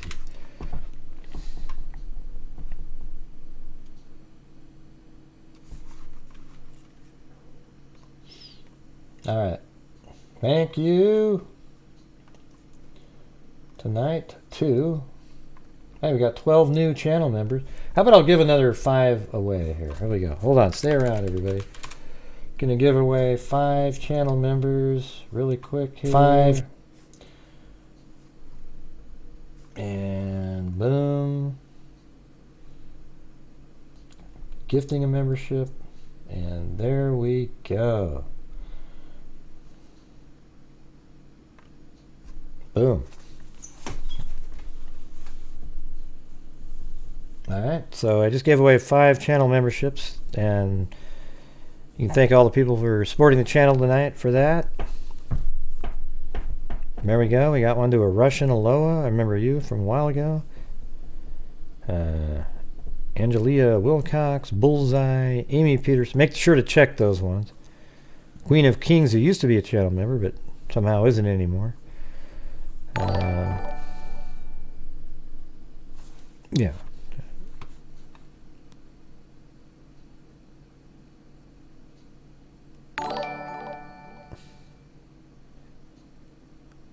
What do you mean, Natalie? What the heck? Yeah, you tried calling. The number was working the whole show, and you kept complaining about it. And it's right up there, and I shut it down because I've been on the air now for 3 hours and 35 minutes, and it's time to end the show. That's just the way it is. I kept looking to see if anybody was calling in. Yeah. All right. So thank you very much to Kubi, Robin, Elaine Talling, BGFL, new member, Socia, new member, Metal Man Joe 59, Susie Clue, Natalie Bell, then Bucolic Buffalo, Flor Morena, Cheryl Bullock, H. Doc Gift got a membership, I think gave a membership. Yaya, Jay Tharp, Candalee Woodward Stone, Texas Annie, Sack and Fox Nanny, Lark, a new member, Wonder Woman 77. Thank you. And then Sack and Fox Nanny's been here 19 months. Thank you. Cindy Leon, Loving the Sun 100, Amber Maiden, Your Gypsy, Cheyenne R, Allie Cake, K Me, Cindy Leon, Cindy J, Sally, Cecil Hotel, Karen Andrews, Trish, Angela Maris, Po Body's Nerfict, Teresa, Brenda, Jeffrey Househour, Sally, Emmy, Natalie Bell, Wild Mountain Time, Shine On You, Crazy, Danielle, Freebird, Forever gifted 5 members, Freebird Forever, Super Chat, Mary Trent, Scouting Dude with a cat eye, Joelle Haig, Scouting Dude, Mama She 13, Danielle again, Mitch, Music Maker, Norm Scanlon, then Shelly Ann with a cat eye, Tiffany W, Marlene, Nup I Got Nothing. I donated 5, and then Nup I Got Nothing, and then Brenda Ivy right there at the end. By the way, I did want to, let's see, where is this thing?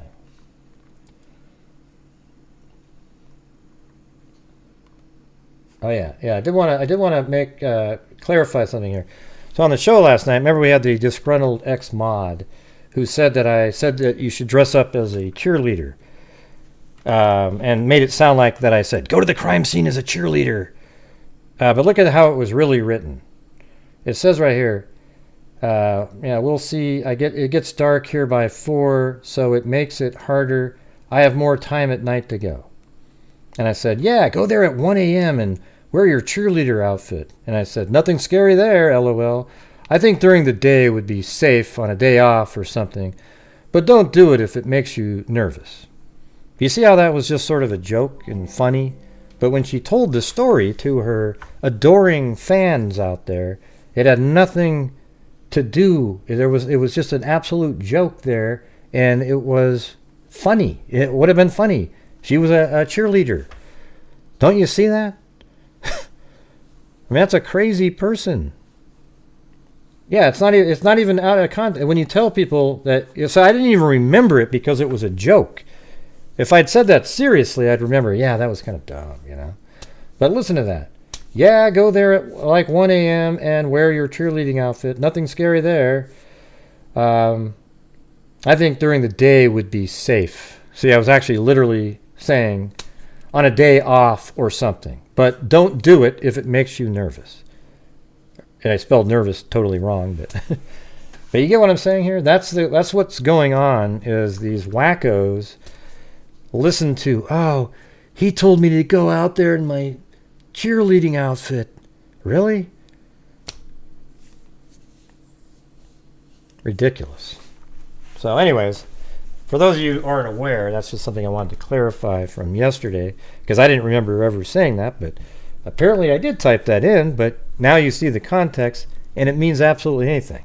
Would that even offend any of you guys?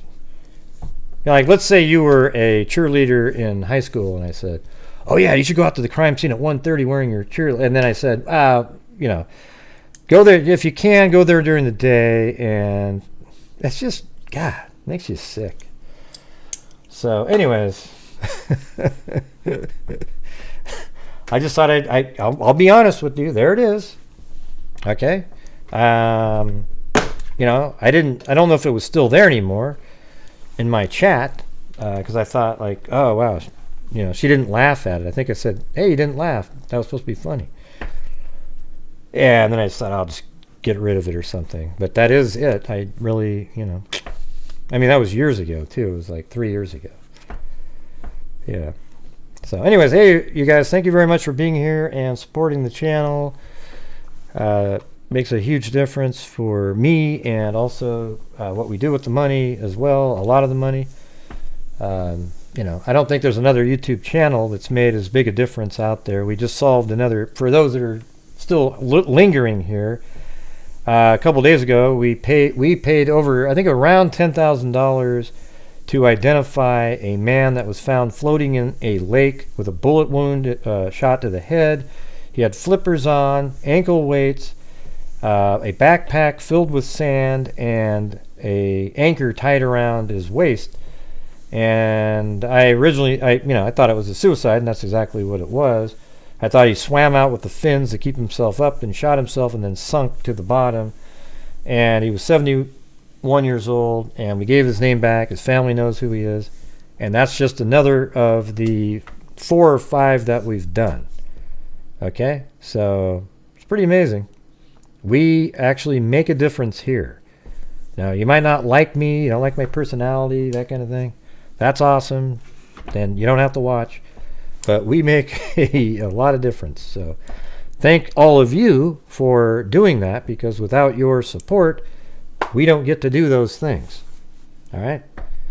So again, everybody, thank you very much for watching. Sounds like the wheels of justice are starting to turn in the Richard Allen murder case against, for killing Abby and Libby on February 13th, 2017.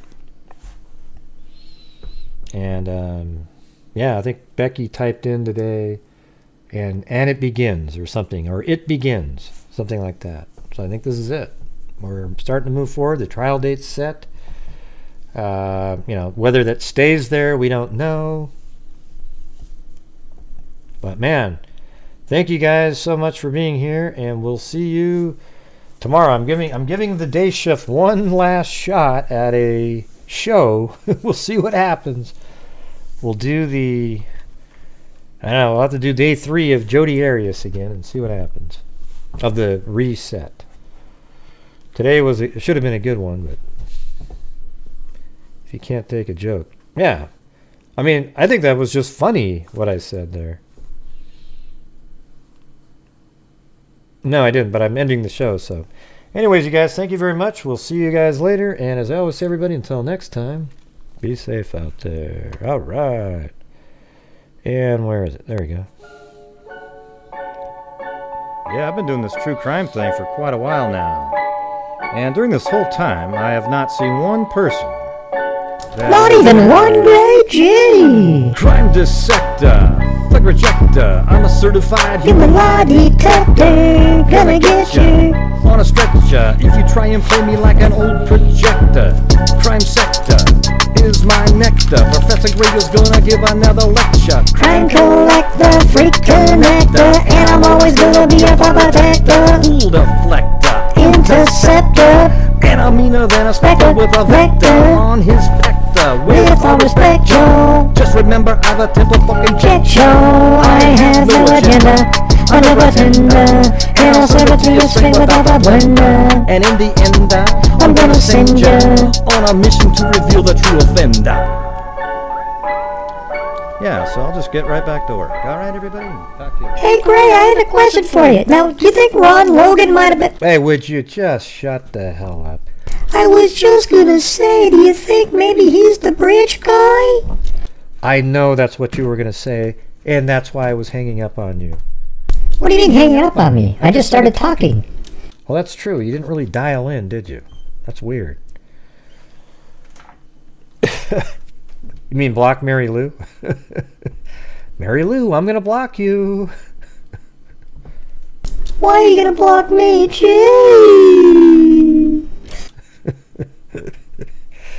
Oh my God. All right, we'll see you guys tomorrow.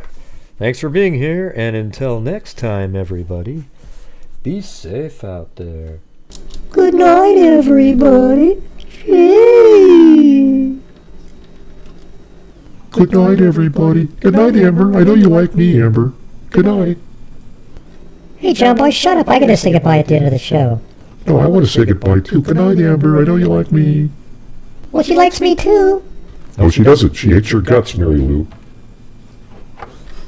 What do you mean she hates my cousin? Yeah, she hates your guts. Oh, I don't care. Okay, bye. Hey, thanks, Lanky Tor, right there at the last second. Hey, thank you.